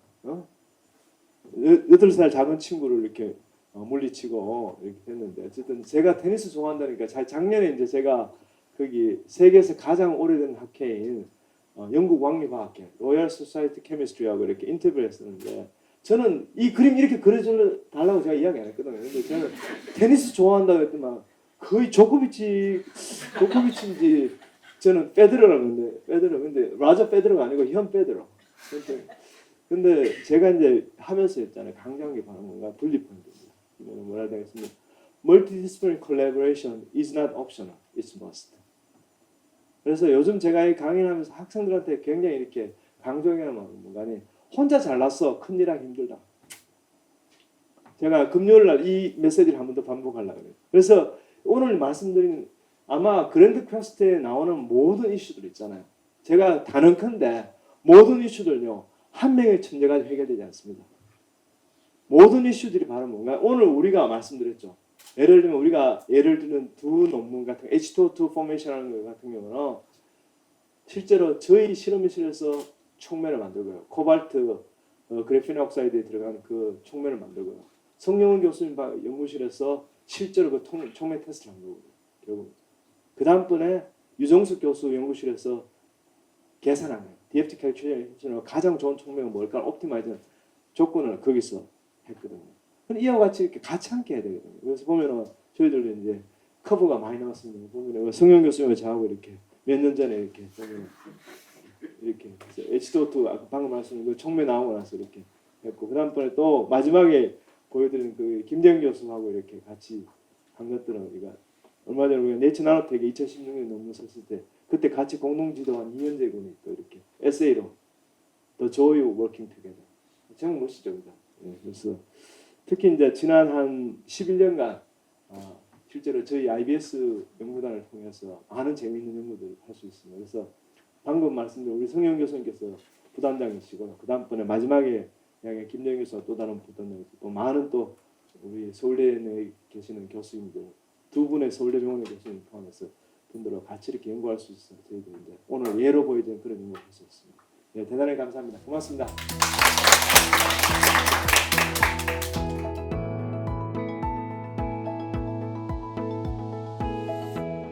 오늘 귀한 말씀 주신 두 분의 기조 말씀에 이어서 질문을 받고 또 토론하는 시간을 갖도록 하겠습니다.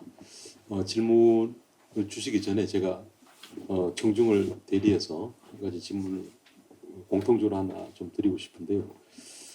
그 지금 연료전지 촉매나 광촉매나 아주 놀라운 그런 저희가 연구 결과를 지금 결국 보았는데 젊은 후속 세대에게 던지시는 메시지라는 차원에서 여기까지 이제 성취한 걸 저희가 봤다면 요 앞으로 다음에 나가야 될 이슈에서 정말 어렵다.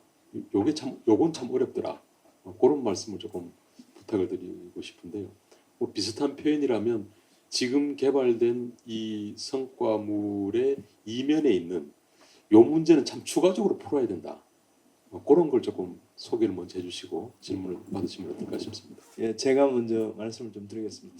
보면 이제 아까 전에 제가 이렇게 말씀드렸지만 촉매를 개발하는 거, 촉매는 이제 세 가지 특성이 있다고 했잖아요. 첫 번째 뭔가니 액티비티, 얼마나 활성이 좋은가. 이제 액티비티 얘기하는 건 뭔가니 단위 그람당 주어진 양에 따라서 얼마나 많은 프로덕트를 만들어낼 수 있는가 게 액티비티거든요.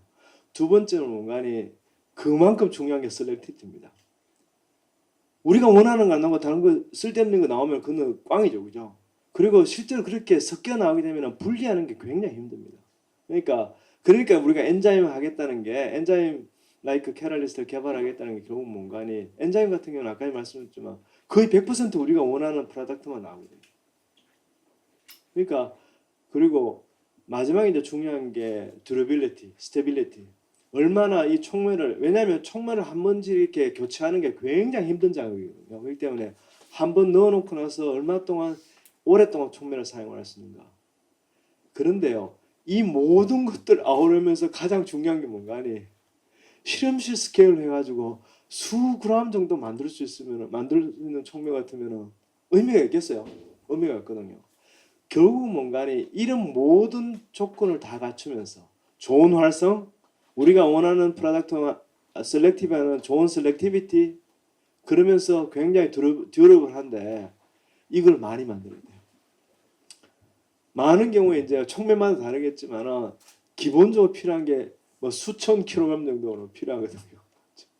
수백 킬로는 기본적으로 필요한 그런 거니까 과연 촉매를 그러면은 우리가 만드는 것들을 이 공정들을 이용해 가지고 대량 생산이 가능하냐.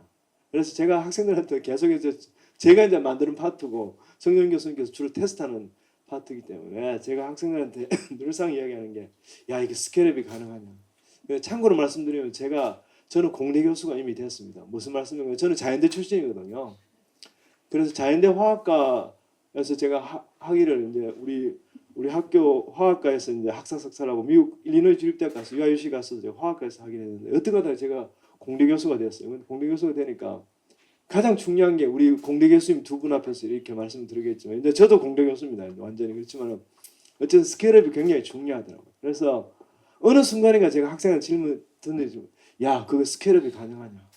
그 질문을 던지거든요. 그래서 지금 문관이 이 세 가지의 촉매의 가장 중요한 조건을 만족하면서 많이 만들었습니다. 참 그게 힘들어요.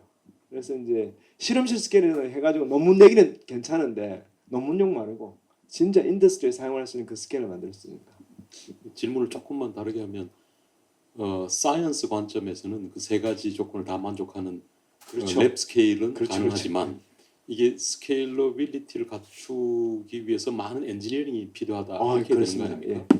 그 스케일업을 하기 위한 엔지니어링 과정이 돈이 있고 뭐 이렇게 시설이 있고 이런 조건이면 해결되는 것인지 아니면 그 엔지니어링이라고 하는 스케일업 과정 자체가 또 다른 사이언스를 요구한다고 보시는 거예요? 또 다른 엔지니어링이죠. 거기서 승현 교수님이 좀 더 애드해 주시면 좋을 것 같아요. 예.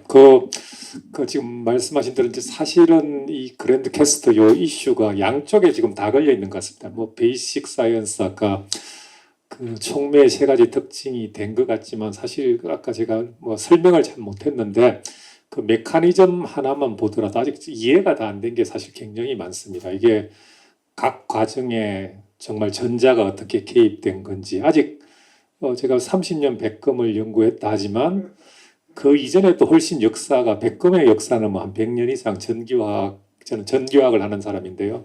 그 문제를 풀려고 했는데 아직까지 왜 백금이 좋은 성능을 보이는지 왜 금은 똑같은 비슷한데 전자 한 개 차이인데 왜 금은 별로 안 좋고 백금은 좋은지가 아직 잘 모릅니다. 그냥 좋다니까 그냥 그런 구조를 가져서 거꾸로 그렇다고 이해하고 접근을 하는데 거기에서 그러니까 아주 기본적으로도 사실 획기적으로 풀어야 되고 그게 돼야 제가 보기에는 엔자임에 대한 이해도 훨씬 더 정확해질 것 같고 그 하나가 있고 아까 스케일업도 사실 그 정도가 정말 새로운 완전한 저희가 이제 현 교수님 방에서 만든 촉매를 가지고 저희가 이제 작은 뭐 5스퀘어 센치 뭐 이런 정도 저희가 할 수 있는 게 이제 그 정도인데 그것도 사실 완전히 새로운 기술이죠. 왜냐하면 이제 촉매라는 것은 뭐 용액상에서 전자나 이온이 잘 이동하는 상태에서 좋은 성능을 보인다 해서 실제로 소자는 아주 척박한 환경이거든요. 아무것도 뭐 없는 거기서 작동을 해야 되니까 전혀 이제 또 다른 환경이라서 그에 맞는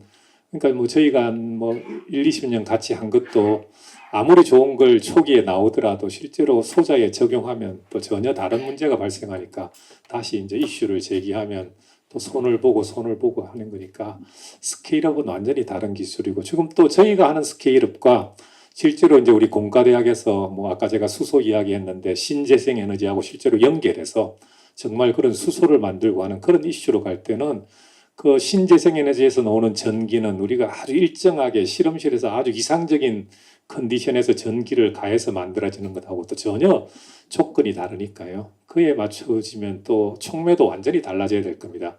들쭉날쭉한 전기 속에서 안정적으로 살아남는 촉매 이슈는 또 새로운 거니까 그 과정이 아주 그 장벽이 참 많다 그렇게 생각합니다. 그 백금만 예를 들더라도 정확하게 어떻게 작동하는지를 우리가 이제 과학적으로 전혀 완전히 이해하지는 못하고 있다. 그런 면에서 효소 안에 핵심적으로 이제 금속 원자가 들어가 있지만 마찬가지로 정확하게 어떻게 작동하는지를 우리가 이해하지 못하고 있다. 이렇게 봐야 되겠네요. 예, 맞습니다. 그래서 그런 것도 가끔씩 이제 아직도 이제 엔자임 관련된 그런 노벨상이 나오는 이유가 뭔가 하니 아직도 그런 것들이 정말 힘들거든요. 이해하기 힘들기 때문에. 근데 제가 또 다른 이제 좀 엉뚱한 소리 같지만은 제가 이제 저도 뭐 그렇게 엄청나게 오랫동안 연구했다 그렇게 할 수는 없겠지만 그래도 이제 서울대 교수한 지가 한 25년 정도 지나고 있는데요. 보면서 이렇게 느끼는 것들이 뭔가 아니에요. 사람들이 볼 때 예를 들면 뭐 제가 하는 그런 나노 사이언스 분야 이런 것들을 나노 기술 분야 이런 걸 보면서 사람들이 야 그 뭐 한 20년 30년 울고 먹은 거잖아 뭐 더 할 일이 뭐 있냐 그렇게 이야기하는 경우가 많거든요. 그렇지 않습니까? 근데 제가 모든 학문들 제가 하면서 적어도 제가 관련된 그런 분야들을 하면 느낀 건 뭔가 아니에요. 하면 할수록 있잖아요. 정말 이게 우리가 이야기하는 아주 이렇게 우리 이제 그랜드 퀘스트에서 이야기하는 것하고 비슷한 그런 맥락이라 볼 수 있는데 많은 것들이 아주 기본적인 문제 있잖아요. 기초적인 문제. 아주 펀더멘털 이슈 있잖아요. 그런 것들은 알려진 게 정말 없어요. 그러니까 여러분들 있잖아요. 여러분들 혹시 학부생들이나 우리 대학원생 중에서 있잖아요. 아, 저 앞에 계신 교수님들이 다 해버리니까 나 할 일이 별로 없네. 이런 걱정 전혀 하지 않으셔도 돼요. 여러분들이 정말 중요한 이슈들을 보면은 이렇게 눈을 이렇게 뜨고 보게 되면은 아직까지 정말 중요한 이슈들이나 펀더멘털한 그런 이슈들이 해결 안 된 것들이 대부분이에요. 그렇게 보면 돼요. 보면 우리가 엔자임도 아마 벌써 노벨상도 상당히 많이 나왔을 거예요. 제가 카운트는 안 해봤는데 그렇지만은 아직까지 우리가 거기에 대해서 굉장히 많은 언더스탠딩이 필요하고 그러듯이 기본적인 것들을 보면은 실제로 뭐 보면은 참 이렇게 아주 기초적인 거 아까 성령 교수님 말씀해주셨지만은 성령 교수님도 제가 알거든요. 저는 지금 성령 교수님이 제 집사람보다 조금 뒤에 알았거든요. 그러니까 일리노이 같이 UIUC에서 같이 공부했었고 그렇기 때문에 벌써 이제 우리가 30년 지기고 첫 논문 내는 거 카운트해 올해가 딱 20년 됐더라고요. 첫 논문을 같이 낸 게. 그 이후에 계속해서 공동 연구를 했었는데. 근데 어쨌든 성령 교수님께서 말씀하셨지만 지금까지 이제 박사 때부터 이제 그런 전기화학 특히 만들고 이렇게 연구하던 주제가 바로 플라토늄 전극 가지고 계속해서 그때부터 연구했었는데 지금도 그걸 하시고 계시는데 아까 말씀했지만 잘 모르신다. 모르는 게 많다고 이렇게 말씀하셨어요. 그와 같이 우리가 그랜드 퀘스트에서 다루는 그런 것들은 아주 일부고요. 많은 우리가 서울대 특히나 우리가 자연대나 공대나 이렇게 약대나 이렇게 해서 다루는 많은 주제들이 실제로 뭔가의 그런 퀘스트에 들어갈 만한 게 굉장히 많은 것 같아요. 근데 일부만 우리가 이제 몇 가지만 추려서 우리가 지금 커버를 하고 그래서 특히나 펀더멘탈한 질문을 많이 던져야 된다 생각해요. 뭐 백금 말씀을 하셨습니다만 30년 연구를 하셔도 아직 이해 안 되는 부분이 많다고 하시니까 그건 확실한 것 같습니다. 그리고 노벨상 받을 분야가 아직 많다는 것도 확실한 것 같고 혹시 질문 있으시면 질문하시죠. 네, 저는 학생은 아니고요. LG 사이언스 파크스라고 하는 최동환 팀장이라고 합니다. 반갑습니다. LG 사이언스 파크는 한 2만여 명의 엔지니어들이 와서 LG 그룹 R&D 업무를 하고 있는데 마곡에 있는 겁니까? 맞습니다. 예. 그래서 저도 한 20년 만에 학교 와서 예. 가는 느낌 지금 좋은데 그 질문드릴 게 아까 스케일업에 대한 얘기를 많이 하셨는데 저도 일본에도 가서 일본 학계도 만나고 기업들도 만나고 보면은 상당히 수소에 관련돼서는 한국보다 좀 많이 나가 있다는 느낌이 들어서 특히 좀 한일 관계 때문에 생각을 해보면 조금 위협스럽게 느껴지기도 하거든요. 실제로 플랜트를 지어서 수소를 만드는 공장도 하고 가는데 어떻습니까? 스케일업을 위해서는 학교에서도 많이 하시지만 아직 한국 기업들은 그렇게 적극적으로 수소에 대한 거는 제조에 대해서는 그렇게 하지는 않는 것 같은 입장이 들어서요. 보실 때 어떻게 콜라보레이션 잘하면은 할 수 있을지 그런 것도 좀 의견을 듣고 싶습니다. 예, 그 사실 저도 뭐 그거 굉장히 안타깝게 생각하는데 우리가 사실 이제 이것과 관련된 소위 그 이제 전기화학 소위 이제 전극을 만들고 뭐 이제 수소와 관련된 스케일업에 관한 그 우리나라 기업들이 지금 하고 있는 것은 꽤 있습니다. 예를 들어서 이제 바닷물을 전기 분해해서 그 가성소다 NaOH하고 염소를 만드는 그런 이제 우리 한화 뭐 몇 개 대기업들이 뭐 전 세계의 엄청난 비중을 차지할 정도로 많이 하는데 예를 들어서 저기 여천에 이제 한화 솔루션에 가보면 거기서 사용하는 전극이 이제 한 면이 1.3m, 길이가 2.6m 그런 전극판을 막 수십 장씩 수십 층을 하니까 엄청나게 큰 이제 물 전기 분해 시설이죠. 근데 이제 문제는 그 시설을 다룰 그 정말 그런 전극을 만든 엔지니어가 우리나라에 있느냐 사실 없습니다. 그 전극은 전부 이제 방금 말씀하신 일본에서 만들어서 그대로 들여와서 설치해서 우리는 이제 운전만 하는 거죠. 그리고 혹시 문제가 생기면 다시 보내서 수리해서 다시 가져오고 그렇게 이제 운전해서 정신없이 생산하고 또 사장님이 바뀌면 또 다음 사장님도 그런 우리 전극 기술을 개발할 틈이 없습니다. 이제 이전 사장님보다 더 많이 만들어야 또 되니까 계속 그렇게 우리가 수십 년 지금 해온 것 같습니다. 뭐든 아마 우리 이제 그 기술이 대부분 그래서 그렇다 보니까 스케일업에 관련된 기술 노하우가 축적된 게 사실 없는 게 가장 큰 문제고 우리 이제 서울대도 사실 좀 반성해야 되는 게 그럼 우리는 그런 걸 가르치고 있느냐 공과대학이 사실 그러지 못하고 있습니다. 그러니까 기후 사이언스를 조금 넘어선 그런 정도에서 머물러 있지 않는가. 저희가 공동으로 해서 뭐 소자로 아까 과산화수소 만들고 연료전지도 좋은 성능 냈다 했는데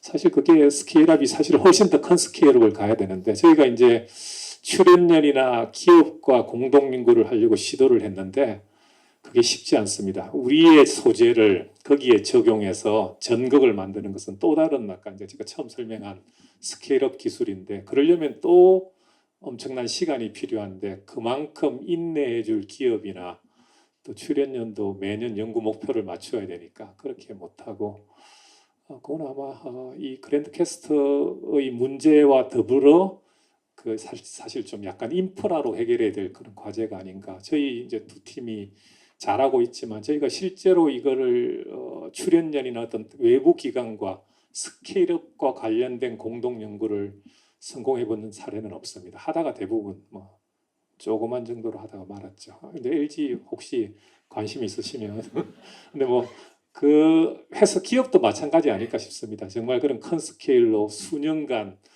그렇게 기다려 줄 만한 그런 인내력과 그런 게 되는가 그건 잘 모르겠습니다.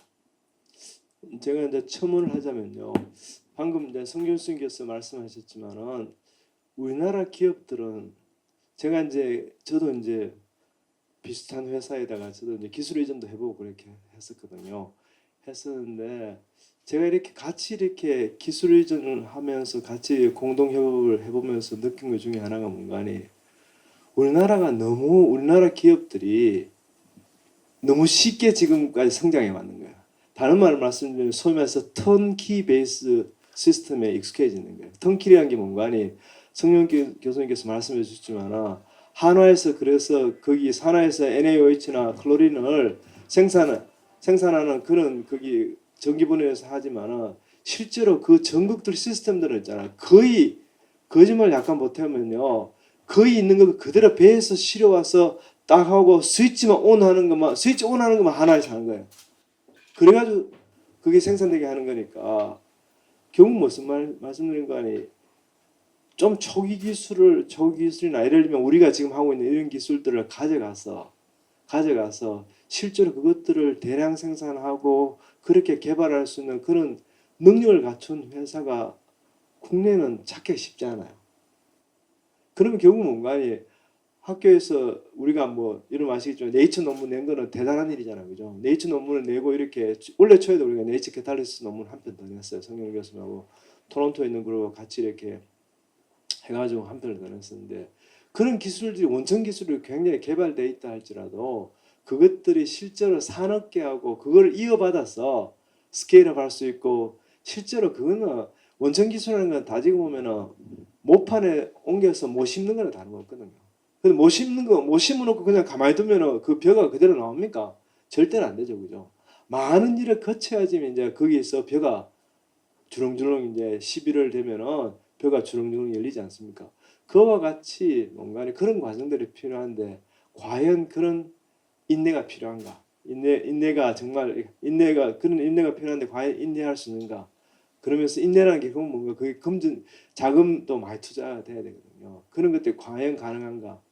그런데요, 그게 되지 않으면요, 대한민국 미래는 없어요. 저는 이제 두 분은 이제 일본 이야기를 많이 하셨는데, 저는 다시 이렇게 거기 문이 열려가지고 중국을 최근에 이제 북경을 다녀오고 그리고 또 상하이를 다녀왔거든요. 근데 여러분들 있잖아요. 제가 굉장히 뼈아픈 이야기지만요. 중국은 더 이상 한국을 경쟁 상대니 뭐니 이렇게 신경 안 씁니다. 여러분들 굉장히 제가 이렇게 여러분들이 기분 나쁘게 들으실지 모르겠지만 중국 애들이요 아예 대놓고 무시합니다. 그걸 보면은 걔들이 그리고 하는 스케일이요 엄청나게 중국 굉장히 큰 스케일로 이렇게 모든 일을 진행합니다. 그렇기 때문에 일본뿐만 아니라 옛날에 일본이었거든요. 일본인데 이제는 중국이 말 그대로 이제 세계 제2의 그는 과학기술 강국이 됐습니다. 실제로 과학기술 강국 이미 됐고요. 그리고 여러분 아시겠죠? 뭐 제가 이제 그거 한 11년간 제가 세계 최고의 그런 화학 저널의 미국 화학계지 편집장을 하면서 느낀 것 중에 하나가 뭔가 하니 초창기에 제가 2010년에 처음에 에디터가 됐을 때 핸들링 하던 그런 매뉴스크립트 수준하고 그다음 제가 이제 마지막에 2020년 마지막에 핸들링할 때 중국에서 이렇게 오는 그런 매뉴스크립트 수준하고 천양지 차이입니다. 그리고 여러분 아시겠지만 모든 분야에서 모든 탑 저널 네이처 네이처 사이언스 포함해서 거의 반 이상의 저자들이 차이니즈 라스트입니다. 이미 그렇게 시대가 돼버렸어요. 그렇기 때문에 여러분들이 이게 무작정 그렇게 그렇게 쉽게 생각할 건 아니라는 생각이 들어요. 그래서 일본도 그렇고 미국은 당연하고요. 미국은 당연하고 그 다음번에 중국까지도 지금 굉장히 이렇게 보면은 그 엄청나게 우리가 따라잡고 배워야 될 게 많은 것 같습니다. 지금 아까 전자가 어떻게 출납하는지에 관한 원리도 말씀하셨습니다만 그거는 사이언티픽한 근본적인 질문도 있고 지금 말씀하신 것처럼 이렇게 산업으로 옮겨가기 위해서 스케일업이라고 하는 거대한 그 빈 공간에 관한 지금 이야기도 있고 양쪽이 다 있는데 자유롭게 또 뭐 어느 쪽이든 뭐 사이언스 관련된 이야기든 산업에 관련된 이야기든 좋습니다. 네. 예, 그 학생들 질문 기회를 주셨는데 학생들이 아직 본 것 같아서 죄송합니다. 저도 그 학교는 아니고 연구재단의 한계도전 전략센터에서 근무하고 있습니다.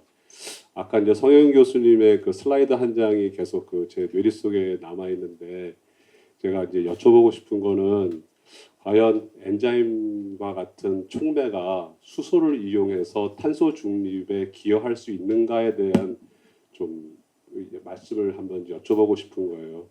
왜 그러냐 그러면은 아까 그 슬라이드에서 했던 것처럼 수소는 이미 에너지를 이용해서 만든 뭔가가 만들어진 저는 에너지라기보다는 케미칼이라고 보기는 것이 더 적절한데 그 케미칼로서 다시 전기를 만든다는 거는 다시 또 이게 연력학적으로 계속해서 한 번 건너뛰면서 배리어가 또 생기는 것이고 그거로서 CO2를 가지고 뭔가 케미칼로 만든다는 거는 어떻게 보면 탄소 중립은 에너지 때문에 나온 이슈인데 에너지의 극히 일부 예를 들어서 석유를 따지게 되면은 약 한 17%밖에 되지 않는 납사로다가 큰 석유 문제를 갖다가 해결하겠다고 하는 그러한 어프로치나 마찬가지인데 과연 이러한 시도가 유효할 수 있을까라는 하는 그런 질문을 한번 좀 들어보고 싶습니다. 예, 뭐 이 자리가 그 그랜드 캐스터니까 이제 제가 좀 말씀드리고 싶은 거는 이 소위 패러다임 전환, 그러니까 지금 기존의 생각으로는 다 이해 안 되는 겁니다. 이 탄소 중립은 뭐 모든 게 경제성으로 따져도 말도 안 되고 연력학적으로 따져도 말도 안 되는데 다만 인간이 이제 살기 위한 이 지난 200년간 저질러 놓은 이제 온 지구를 쓰레기통화한 요거를 회복하기 위해서는 사실 이제 모든 사고 방식을 넘어서야 되는 거죠. 그런 면에서 말도 안 되는 일을 지금 해내야 되는 그 미션이 있는 거니까 여기 이것 때문에 이제 아마 전 세계적으로 규제나 모든 이제 정책을 통해서 이 문제를 푸는 거지 경제적인 논리로 따지면 사실은 말이 안 되죠. 그러나 이제 특히 저도 이렇게 이제 우리나라 원로들을 만나 보면 뭐 예를 들어서 암모니아를 수소 캐리어로 쓰겠다 그럼 그게 말이 되냐? 암모니아 지금 중국에서만 만드는데 말도 안 되는 이야기 한다 그러는데 사실 그 전환이 필요한 거거든요. 훌륭한 수소 캐리어로 다시 해석하고 생각하는 발상 전환 그런 게 이제 그러니까 하나하나 모든 게 지금 아까 현 교수님이 발표한 내용도 그렇고 이미 기본적으로는 다 되어 있는 알려져 있는 것들인데 새롭게 보는 거죠. 그런 면에서 저는 이제 이 탄소 중립과 관련해서 여기 있는 우리 학생들도 그렇고 다 알려진 기술 같지만 전부 신기술이다. 그런 면에서 뭐 어느 누구도 지금 선두주자가 없다고 저는 봅니다. 일본, 미국, 뭐 유럽, 우리뿐 아니라 누가 먼저 새로운 아이디어로 새롭게 용어 정의를 하고 새롭게 기술 정의를 하면 자기가 되는 그런 시점이니까 그런 면에서는 저는 엄청난 기회다.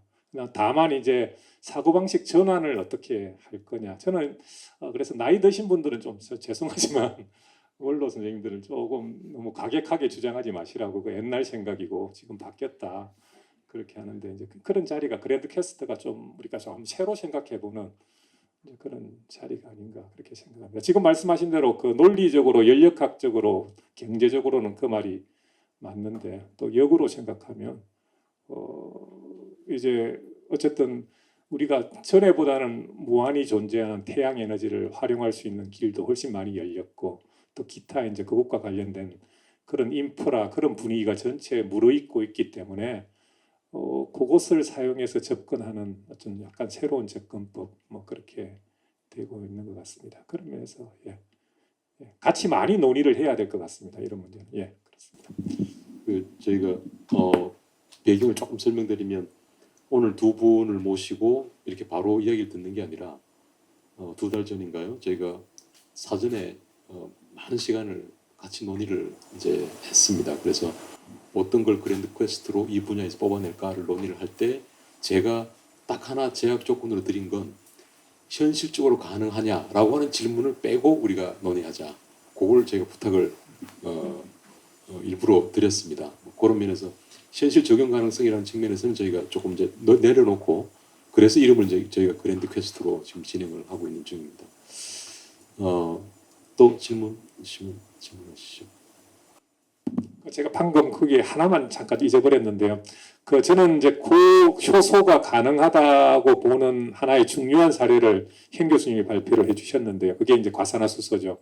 처음에 우리가 네이처 머티리얼스 낼 때만 해도 사실 4, 5% 이렇게 됐는데 시간이 지나면 다시 물로 가니까 근데 안정성 문제가 좀 심각해서 이 효소로 진짜 되는가 그때 뭐 아까 기업들이 찾아왔다 할 때도 그런 퀘스천이 그대로 남았었는데 올해 우리 네이처 캐탈리시스에 나온 거는 사실 굉장히 안정성이 좋거든요. 그런 문제가 많이 지난 3년간 극복이 되고 하는 이런 과정을 보면 충분히 적용 가능하다. 저는 그렇게 보고 있습니다. 이게 어찌 보면 수소를 이해하는 아주 중요한 이제 이 반응이기 때문에 충분히 적용 가능하다. 저는 그렇게 보고 있습니다. 제가 대신 좀 황당한 질문을 하나 드리고 싶은데요. 지금 엔자임 라이크잖아요. 라이크가 아니라 아예 생촉매, 그러니까 엔자임을 어떻게 잘 굳히고 대량 생산하고 이렇게 해서 엔자임을 써도 되지 않을까요? 지금 약간 웃으실 준비를 하시는 것 같은데. 아유, 우리 전체 포럼을 이렇게 중원하신 분한테 웃으면 안 되죠. 안 웃는 척. 아까는 제가 서두에 말씀드렸지만 실제로 이제 우리 이정동 교수님께서 방금 제시하는 그런 시도들을 많이 했어요. 예를 들면은 엔자임이라는 게 단백질이거든요. 우리 몸속에 단백질 하면 생각나는 게 이게 열에 여러분 단백질 매일 이렇게 단백질이 열에 약하다는 거 계란 후라이 하면서 아시잖아요. 계란 후라이 보면은 단백질이 어떻게 되는지 아시잖아요. 그렇잖아요. 그러니까 그래서 많은 시도를 한 게 뭔가 아니 방금 이제 이정준 교수님께서 말씀하신 그런 시도들을 예를 들면은 그러니까 유리 실리카죠. 유리로 되어 있는 실리카로 되어 있는 그런 물질에다가 요놈들을 안에 가둬두면은 요것들이 좀 안정화될까 해서 그런 시도도 많이 하고요. 그래서 여러 가지 그렇게 해서 이제 생촉매 자체는 어차피 이게 너무 열에 약하고 그다음번에 산이나 연기나 이런 조건에서 그냥 바로 깨져 버리니까 그렇게 해서 그런 시도들이 실제로 많이 돼 있어요. 그렇지만 그 자체가 그도 아까 말씀드렸지만 스케일업 하는 데는 절대로 안 되는 거예요. 제품 만들어가지고 실험실에서 논문 낼 정도는 보여주기 식으로 그렇게 하는 건 가능할지 몰라도 그것들이 산업계에서 실제 인더스트리얼 스케일로 적용하는 단계까지는 도저히 가지는 못하는 거예요. 그러니까 결국은 이제 어떻게 하면은 근데 그것들이 실제로 아주 특별한 그렇게 분야에서는 예를 뭐 수처리하거나 이런 것들은 실제로 이제 효소를 이용해 가지고 안 그러면 어떤 그게 뭐냐 음식물 만들고 음식 이렇게 만들고 그런 거 프로세스하고 이런 데는 실제로 이제 촉매가 그대로 사용하는 경우가 있죠. 근데 그건 아주 특별한 경우고요.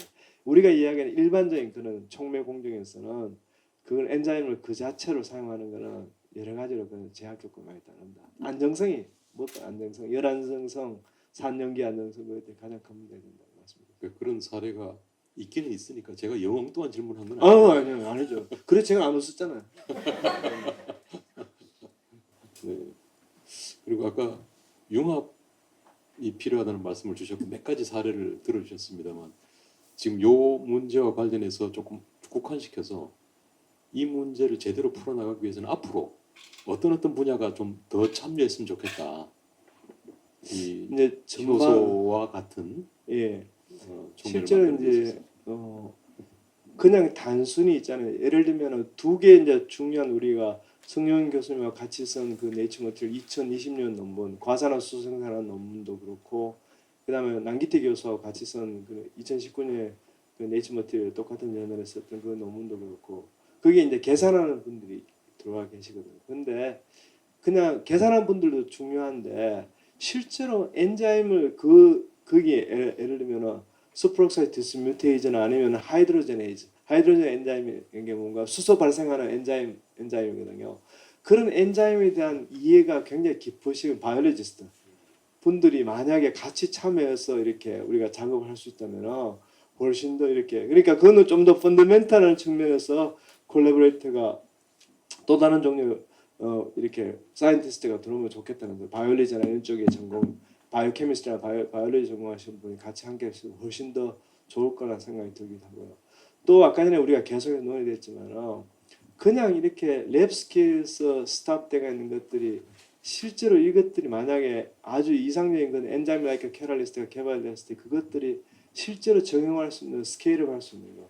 생산 측면이 될 수 있고 프로세스 측면이 될 수 있고 그것들을 여러 가지 이용하는 측면이 될 수 있고 그런 면에서 이제 좀 더 인더스트리에 가까운 그런 식의 연구를 하시는 분들하고 잘 연결이 됐으면 정말 이것들이 단순히 그런 뭐냐 실험실 스케일만 그치지 않고 정말 국가 경제에 굉장히 큰 보탬이 되는 거죠.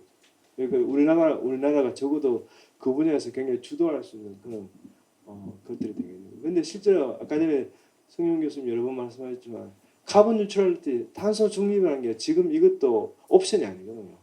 이제는 여러분 아시겠지만 유럽 같은 경우는 아예 꼬리표를 달아가지고 추적하잖아요, 그죠? 추적해가지고 실제로 탄소 중립에 엄청나게 위배돼가지고 생산 공정에 들어가 있으면 아예 그 수출을 못하게 되어 있잖아요, 그죠?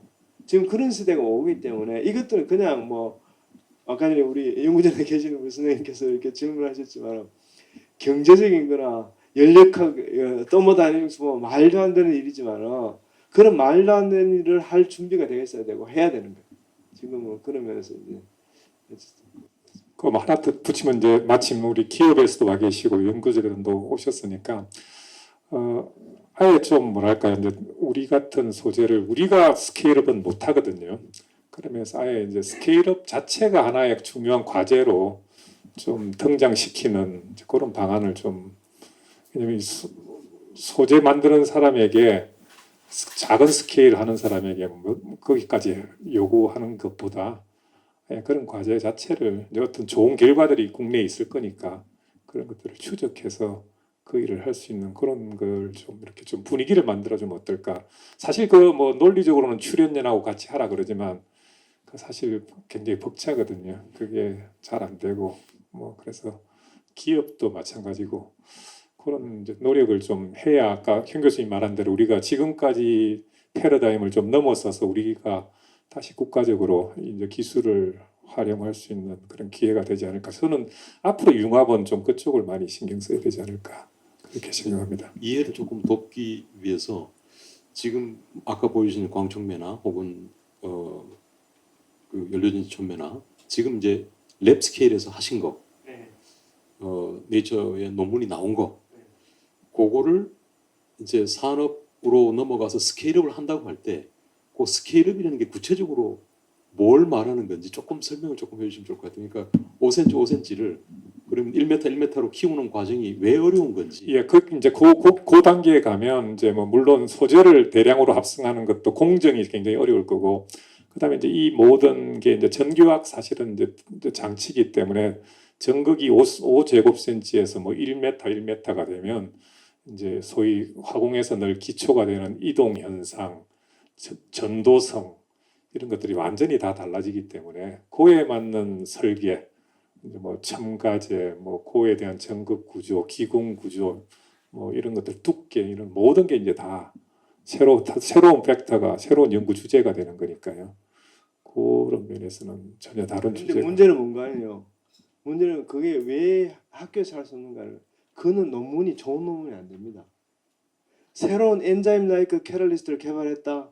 그거는 우리가 네이처 논문에 나갔잖아요. 네이처 논문이 되는데 그걸 가지고 그것들을 대량 생산 공정해가지고 우리가 1m 바이 1m 전극을 만들어가지고 하이드로전 프록사이드를 과산화수소를 우리가 100배 더 많이 생산합니다. 몇 리터를 우리가 몇 밀리리터를 이렇게 실험실 스케일에 1리터 반응기 가지고 하던 것들을, 그러니까 5cm 바이 5cm 일렉트로드 가지고 그렇게 몇 밀리리터 만드는 것들을 이제 1m 바이 1m 해가지고 그것들을 우리가 수십 리터를 그냥 한꺼번에 만들 수 있습니다.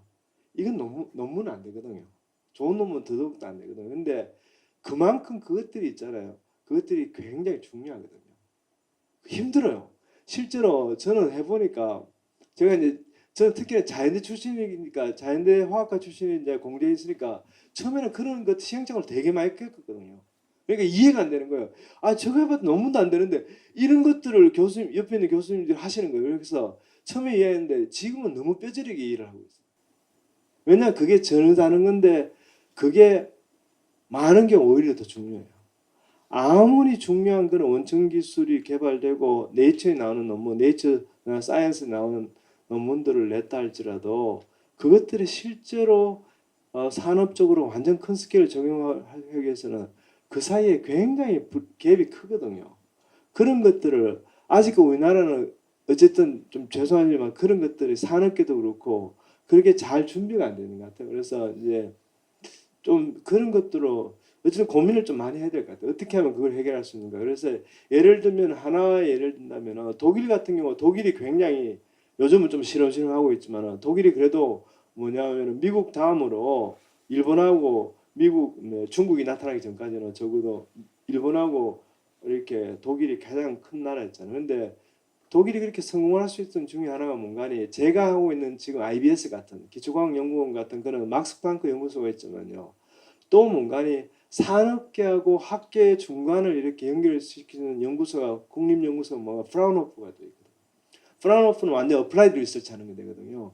그게 이제 그렇게 해서 중간 역할을 해주니까 스무드하게 이제 학계에서 일어나는 그런 대학에서 진행되는 그런 기초 아주 원천 기술 아주 그러니까 센 거죠, 센 거. 센 거를 된 그 기초 연구 결과들이 결국은 독일의 산업을 일으키는 정도까지 이렇게 갈 수 있도록 중간 가교 역할을 하게 되는 거예요. 그래서 우리도 이제 그런 고민들이 좀 해봐야 되지 않나 생각이 들기도 해요. 그런 면에서. 그러면서 그 스케일업이라고 하는 단계를 그냥 뭐 따라 붙는 단계 정도가 아니라 그것도 아주 별도로 그렇죠. 우리가 간주해 볼 필요가 있고 여러 분야에서 그런 스케일과 관련한 문제를 독립적으로 좀 지원하거나 그렇게 하는 것도 고민을 해볼 필요가 있겠네요. 네, 당연합니다. 예. 네. 그리고 그 네. 네. 네, 좋은 강연 감사합니다. 그 방금 전에 이제 좋은 논문이 되지 않는다라고 말씀을 해주셨는데 그러면 좋은 논문의 기준은 무엇인지, 왜냐하면 산업에 큰 임팩트를 준다면 정말 세상을 이롭게 하는 거고 큰 임팩트를 주는 건데 그게 왜 좋은 논문이 되기 어려운지 궁금하고요. 그리고 산업 현장에서는 단기적으로 바로 수익을 얻지 못하니까 그 갭을 메꾸기가 어려워서 망설이고 투자를 안 하는 것인지, 아니면 자연과학에 대한 우리나라의 어떤 구조적인 문제가 있는 것인지 좀 그 두 가지가 궁금합니다. 실제로 이제 에디터로서 말씀. 제가 에디터 잘렸기 때문에 잘된 게 아니라 그만뒀습니다. 어쨌든 10년간만 서비스하느라고 미국 화학회에서 그렇게 규정이 만들어졌어요. 미국 화학회지 편집장을 굉장히 요즘 너무 홀가분합니다. 그러니까 어쨌든 근데 제가 이제 뭐 한 11년간 에디트하면서도 많이 이렇게 느꼈지만은 논문이 되기 위해서는 일단 특히나 이제 뭐 세계 최고 저널 같은 경우는 이제 미국 화학회지 같은 경우는 화학 분야에서는 단연 뭐 넘버원 저널이니까요. 그래서 따지는 게 항상 첫 번째 하는 게 나벌티. 남들이 전혀 안 하는 걸 했는가. 그 다음번에 두 번째 이야기인 게 브로드 임팩트. 임팩트가 진짜 큰가. 여러 사람들한테 화학 전반에 정말 이렇게 영향을 미칠 수 있는가. 뭐 이렇게 그게 가장 두 개 있잖아요. 그게 언제 쓰는 거 아니? 리젝션 레터 쓸 때 항상 두 가지 들어가거든요. 리젝션 레터 쓸 때 항상 두 가지 들어가는 게 lack of novelty, lack of broad interest. 이게 항상 들어가는 뭐 받아보시는 분들도 우리 교수님들 계시고 저도 받아봤어요. 그러니까. 주로 쓰는 단어거든요. 근데 보면은 결국은 뭔가 스케일업 한다는 그 자체가 나벌티가 있는 건 아니거든요. 그렇죠? 나벌티가 있는 건 아니니까 탑저널에서 요구하는 것들을 첫 번째 이제 맡기는 거예요. 그러니까 그것들 그래서 이제 실제로 탑저널 논문 가기가 쉽지가 않은 거예요. 그래서 이제 그런 면들이 있고 두 번째 질문이 아까 그게 이제 우리나라 기업의 그런 문화 그다음에 두 번째 질문이 자연과학에 대한 그런 것 때문인가 아니면 그다음 또 뭐라 그러셨죠? 두 번째 질문. 아, 예, 맞습니다. 그런 게 앞에 가깝겠죠. 왜냐하면은 앞에 이후에 이제 가까운 것 같은 경우 아까 성윤 교수님 말씀하셨지만 어떤 사장님이 새로 이제 사장님이나 그러니까 전체 회사를 맡고 있는 분이 오시면은 그분이 이제 거기 자기가 있는 동안 실적을 내야지 그분이 리뉴가 될 겁니까? 그렇죠. 사장이 계속 있을 수 있는데 그러니까 이게 장기적으로 해서 실제로 이제 스케일업 이야기했지만 이런 스케일업 하는 과정들을 연구하는 과정이요. 많은 경우 2, 3년 그냥 혹 지나가거든요. 그러면 자기가 있는 동안에는 그게 이루어지지 않거든요. 근데 저는 안타까운 게 일개 기업뿐만 아니라 국가 전체를 봤어요. 국가 전체를 봤어도 뭔가니 조금 이렇게 이게 정치적으로 민감한 사안이 될 수 있겠지만 제가 이제 저도 이제 뭐 대통령 자문위원도 뭐 여러 번 해보고 그렇게 하면 느낀 것도 뭔가니 참 과연 이렇게 우리나라에서 얼마나 많은 정치인들이 아니면 넓게 보면 국민 전체가 과연 국가의 백년 대계를 보고 백년 대계까지는 너무 화려한 말이고요. 너무 화려한 수사고 과연 10년 후에 우리나라가 뭘 먹고 살 것인가 10년 후 우리나라가 계속해서 지금같이 잘 살기 위해서는 뭘 할 것인가 과연 그런 고민을 하고 있는가 아니면 마시멜로 이야기같이 마시멜로 이야기같이 그렇게 단기적인 자기한테 주는 그런 조그만 이익에 더 이렇게 가까이 가 있지 않는가 그런 고민들을 하거든요. 그런데 기업 봤어도 결국은 그런 거예요. 결국은 기업에서 성 교수님 말씀하셨다시피 단기적인 그런 결과를 내는 거에 집착하면 절대로 이런 것들 할 수가 없거든요. 그런데 그런 것들이 가능한 게 뭔가니 전체적으로 만약에 국가적으로 전체에서 너 이 기업에서 이거는 우리 국가적으로 굉장히 중요하기 때문에 몇 년이 걸려도 좋으니까 해라. 우리가 지원할 수 있다. 우리가 어떤 식으로든 뭐 세제 혜택을 주든 어떤 식으로든 할 수 있게 기술 개발한 그만큼 인센티브를 준다. 뭐 이런 식으로 하든지 어떤 식으로 안 그러면은 뭐 여러분 재벌 다 나쁘다 그러지만 나쁘다 욕하지만 실제로 보면은 오너가 그런 결정을 딱 하고 우리는 우리 이 기업은 한 5년 10년 오래 걸리더라도 정말 큰 기술 이걸 개발해서 끝까지 가겠다. 그런 이렇게 만약에 마인드셋을 가지고 있다면 정말 그런 건전한 생각을 가지고 있다면 그렇게 가능하다. 그러니까 그런 것들이 이제 획기적인 뭔가 사고 전환이 필요한 거죠 거기서.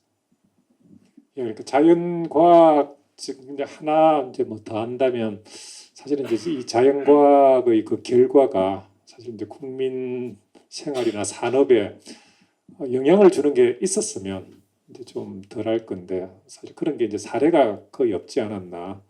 근데 사실 또 이제 그렇게 되지 않는 이유가 스케일업 기술 개발과 연결이 안 되다 보니까 전부 이제 논문에서 대부분 멈춰버리고 그 좋은 것들이 뭐 우리가 지금 기술력으로 따지면 논문 수준 따지면 요즘은 이제 세계 어디 나가도 대접받잖아요. 뭐 우리 한국의 논문 전에는 뭐 엉터리로 많이 봤지만 지금은 어디 가도 가장 발표 잘하는 분들은 대부분 한국 분들일 정도로 이제 과학기술 수준은 높아졌는데 이게 이제 좀 하나를 선을 넘어야 되는데 여기서 조금 멈춰 있지 않나. 그게 참 아쉽습니다. 그러니까 기업들도 아마 그런 차원에서 그 자연과학을 좀 무시하는 그 자체가 우리 과학 수준을 무시하는 건 아닐 건데 당장 기업은 이윤을 목표로 하는 거니까 거기까지 연결 안 된 고점이 하나 있는 것 같습니다. 그거는 이제 우리가 지금 함께 논의해서 풀어야 되겠다. 저는 이제 국가 역량도 잠깐 그렇게 좀 모아주면 좋겠다. 막 그렇게 생각하고 있습니다.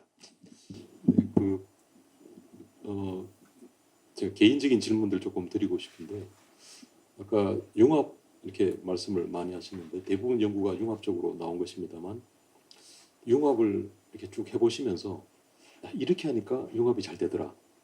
또 어떤 융합은 잘 될 것 같았는데 뭐 솔직히 좀 잘 안 됐다. 뭐 그런 이야기 혹시 생각나신 거 조금 공유해 주시면 좋을 것 같고요. 더불어서 개인적으로 융합과 또 상관없이 개인적으로 연구를 오랫동안 해봤지만 좌절도 맛봤고 뭐 그럼에도 불구하고 다시 또 들고 일어난 뭐 그런 경험들 그런 것도 좀 공유해 주시면 좋을 것 같습니다. 일단 제가 요즘 있잖아요.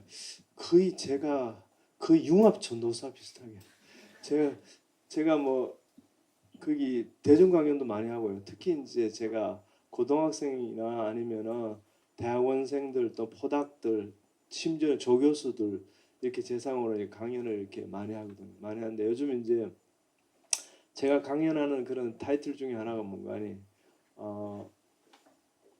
물론 제 연구 결과 가지고 이렇게 뭐 나노 기술 가지고 아까 전에 말씀드렸잖아요. 그런 식의 에너지 분야나 아니면 뭐 메디컬 분야를 응용하는 그런 결과들도 발표하는 것도 많이 하지만 제가 요즘 굉장히 즐겨서 하는 강의 제목 중에 하나가 뭔가니 How can we do excellent research?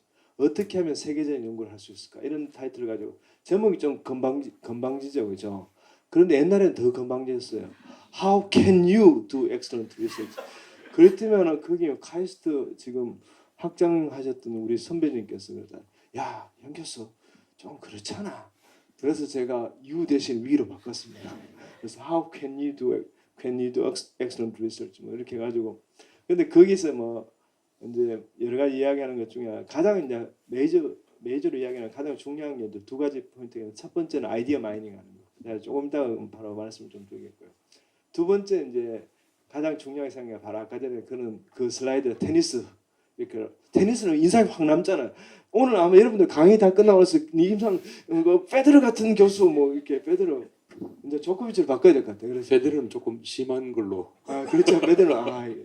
그래서 어쨌든 근데 거기서 강조했지만은 왜냐면 제가 보니까 이제 성윤 교수님하고 지금 몇 편의 논문을 같이 냈는지 잘 모르겠어요. 카운트를 할 수가 없을 만큼 많이 냈거든요. 그다음에 김대현 교수하고도 그렇게 굉장히 많이 냈고 제가 적어도 지금 카운트해보니까 2010년부터 지금까지 냈던 논문 모든 논문 오늘 보여준 뭐 네이처 시리즈 논문이나 사이언스 논문 모든 논문들이 다 콜라보레이션을 통해서 했더라고요. 그래서 보니까 콜라보레이션 할 때 모든 사람관계가 그렇잖아요. 그래서 제가 한 서너 가지를 중요하게 생각했는데 첫 번째는 뭔가니 비슷한 사람하고 절대로 콜라보레이션 하면 안 돼요. 자기하고 비슷한 연구하는 사람이 콜라보레이션 하면 끝이 좋을 수가 없어. 왜 그런가 하니 사람의 본성이야. 보면은 같이 비슷한 연구를 하는 사람끼리 같이 공동 연구하고 있으면 있잖아. 제가 하는 거 나도 할 수 있다 생각하거든. 근데 쟤도 똑같이 생각하고 있어요. 그러니까 결국 뭔가니 시너지를 발휘하려면은 서로 다른 분야에 연구하는 분들하고 합쳐져야지. 그리고 파트너를 정할 때는 베스트를 해야 돼요. 베스트가 만나야지 베스트 오브 베스트가 되는 거죠. 그죠? 그러니까 그렇게 해서 콜라보레이션 해야 되고 그리고 사람 관계 다 그렇지만은 롱텀으로 생각해야 돼요. 길게 생각하고 어떤 거는 자기가 먼저 양보해야 돼요. 많은 경우. 그래서 제가 그래도 자랑스럽게 생각하는 게 지금까지 그렇게 수많은 공동 연구를 했는데 한 번만 깨진 적이 없어요. 한 번만 완전히 진짜 실패로 논문 한 편 내고 그냥 갈라쓴 경우가 딱 한 번 했고요. 그 다음번은 뭐 이렇게 지금까지 쭉 이렇게 했던 분들이 성현 교수님뿐만 아니라 여러분들이 막 계속해서 콜라보레이션하고 하는 경우가 굉장히 많이 있습니다. 두 번째 제가 이렇게 말씀드린 거는 이제 아까 전에 제가 말씀드린 두 가지 How can you do excellent research 할 때 첫 번째 포인트인데 아이디어 마이닝 하는 것들을 제가 어떻게 배우는 거 아니 제가 가장 어려운 시기에 그러니까 성현 교수님하고 저하고 거의 비슷한 시기에 UIUC에서 화학과에서 같은 과에서 공부를 해서 그런 건데 진짜 제가 이제 그래도 우리 서울대 졸업할 때도 제가 뭐 성적이 나쁘진 않았어요, 그죠? 그래서 나쁘진 않았고 그 다음번에 그 당시에 국비학으로 이렇게 장학금 받고 이렇게 UIUC에 갔었는데 제가 열심히 안 했겠습니까? 굉장히 열심히 했죠. 열심히 했는데 정말 3년 동안 영국 결과 하나도 없었어요. 정말 영국 결과 꽝이야. 영국 결과 꽝이라서 제가 그런 생각했다니까. 야 진짜 첫 번째 박사학위를 받을 수 있을까? 근데 보니까 미국에는 논문 안 써도 박사학위 주는 경우가 있더라고요. 논문을 안 내도 페이퍼를 안 내도 박사학위를 주는 경우도 꽤 많더라고요. 이렇게 주위에 우리 선배들 중에 서울대 교수님 중에서 몇 분이 그런 분들 계세요. 그런데 물론 서울대 와서 굉장히 더 잘하고 있죠. 굉장히 잘했으니까 지금인데. 근데 어쨌든 그런 분들도 계시고 그런데 어쨌든 근데 그때 그 당시는 가능했어요. 근데 과연 내가 박사학위를 받는다 할지라도 과연 이렇게 조그만 회사에 연구원을 갈 수 있는가 그런 고민들을 많이 했었어요. 근데 만약에 그때 제가 좌절하고 그랬으면 지금 현택환 교수는 없겠죠, 그죠? 근데 그때 제가 한 버릇이 뭔가 연구 안 될 때는 그냥 도서관에 들어가서 처박혀 있는 거예요. 도서관에 처박혀 있으면서 논문을 막 읽기 시작해요. 첫 번째는 이제 제가 하는 그 연구 분야에 대한 논문들을 당연히 읽는 거죠. 그래서 논문을 막 읽으면서 문제가 막 해결되기 시작합니다. 그러면서 제 분야의 논문만 읽다 보니까 옆에 이제 견눈질하면서 새로운 저널에 뭐 이렇게 어드밴스 머티리얼 이런 저널이 새로 나왔더라. 그래, 재밌네 그러면서 읽기 시작했어요.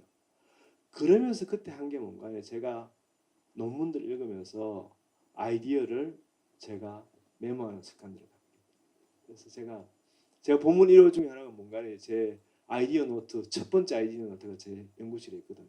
그래서 근데 요즘은 이제 노트로 적는 게 아니고 마이크로소프트 워드로 적고 그래가지고 요즘도 저는 아이디어가 생기면은 학생들한테 바로 카카오톡 올립니다. 그래서 학생들은 미리 양해를 구했어요.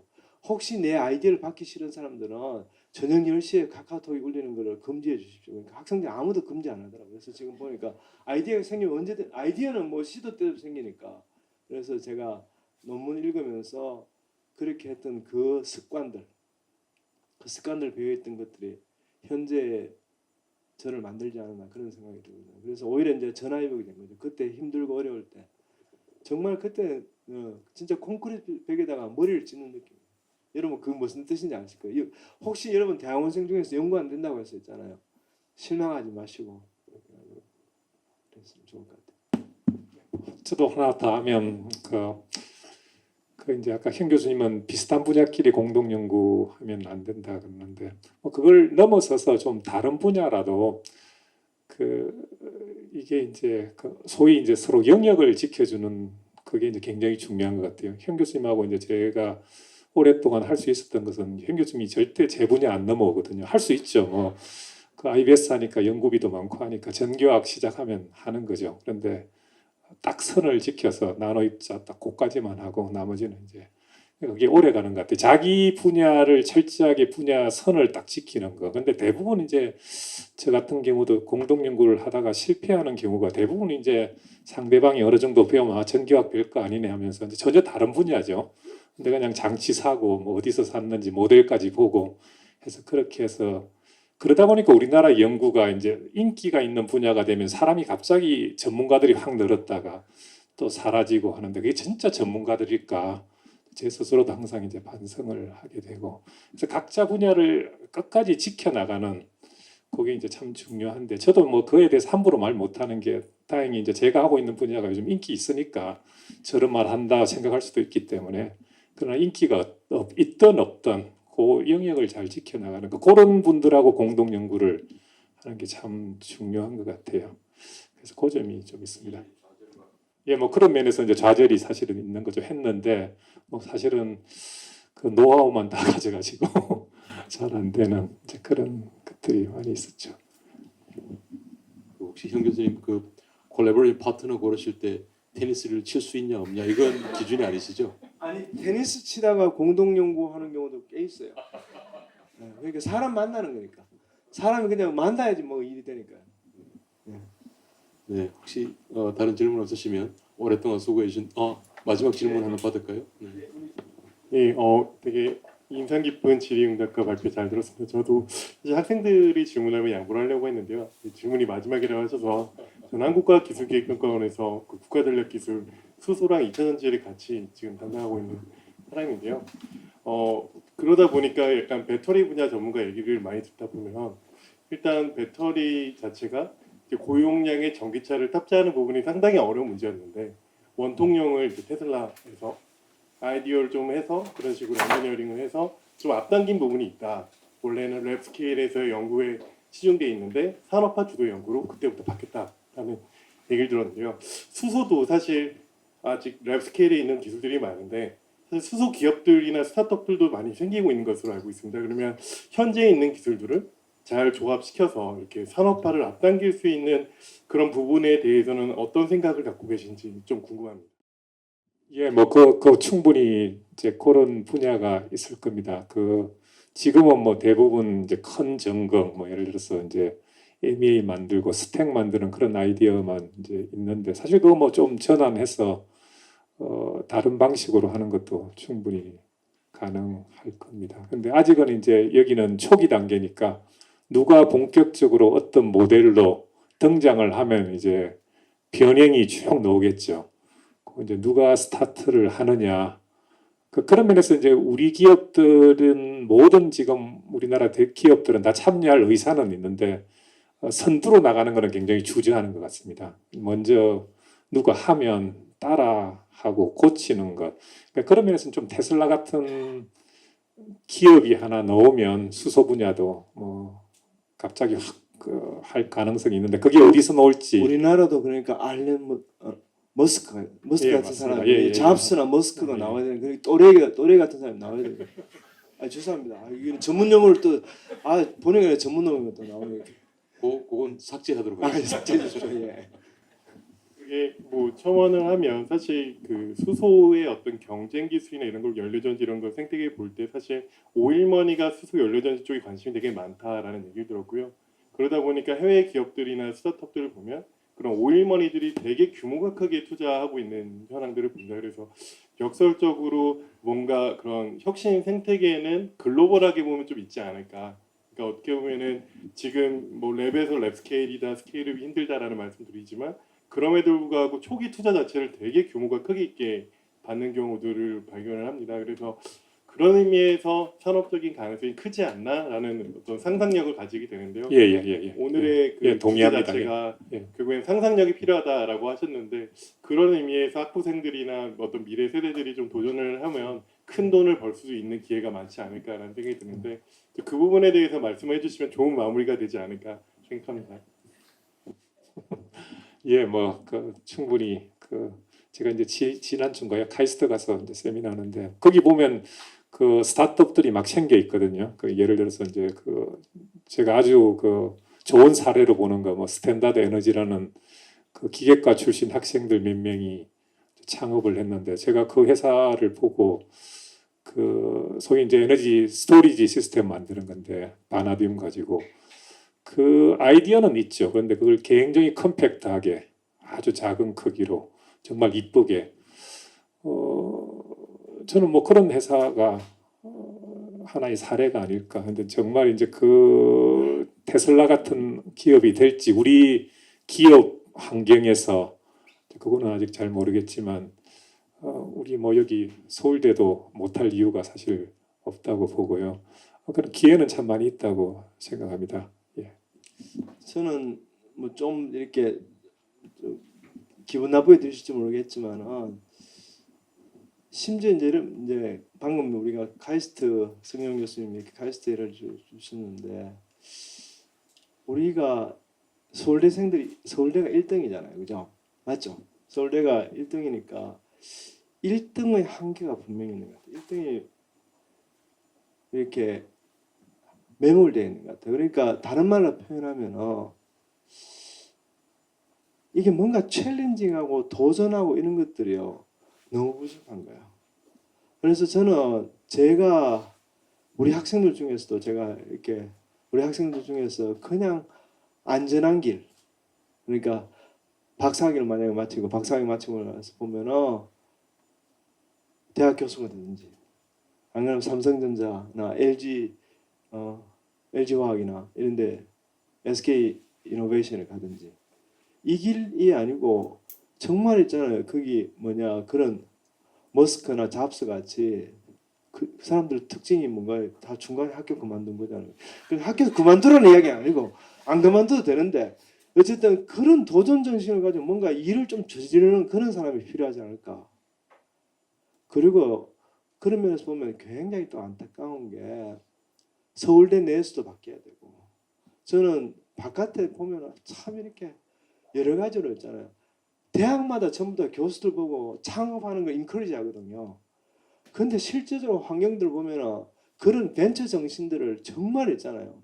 모든 처음부터 A부터 G까지 하나도 안 되어 있어요. 가장 이렇게 대표적인 예로 뭔가 아니 우리나라에는 아직도 벤처 캐피탈리스트가 없어요. 우리나라는 진정한 의미의 실리콘밸리나 보스턴에서 이야기하는 그런 벤처 캐피탈리스트 우리나라는 없어요. 단지 대부 업체만 있을 뿐이에요. 돈 얼마 집어넣고 지상의 목적이 뭔가 아니 빨리 엑시트 해가지고 빨리 돈 먹고 튀는 거 그거밖에 죄송합니다. 이것도 제거해 주십시오. 이것도 순화시키겠습니다. 이것도 순화시켰어. 예. 아 이거 큰일 났네. 제가 순화가 안 돼요. 이거 그러니까 어쨌든 그러면서 참 우리가 너무 이렇게 안타깝지 않나. 그러니까 많이 발전했는데 그래서 전방위적으로 이렇게 확 뒤집어져야 돼요. 우리나라 서울대도 확 뒤집어져야 되고 확 뒤집자고 지금 그랜드 퀘스트 하는 거 아닙니까? 맞죠? 그러니까 확 뒤집어져야지 뭔가 일이 될 것 같아요. 죄송합니다. 제가 이렇게 전문 용어 사용하면서 굉장히 과격한 발언들을 많이 해가지고 죄송합니다. 그 먹고 튀고 이런 용어는 정말 전문 용어입니다. 근데 지금 10개 문제를 이렇게 보면 아주 사이언티픽한 문제들도 있습니다만 오늘 말씀 주신 것 가운데 아마 많이 인상이 남으신 게 이런 사이언스가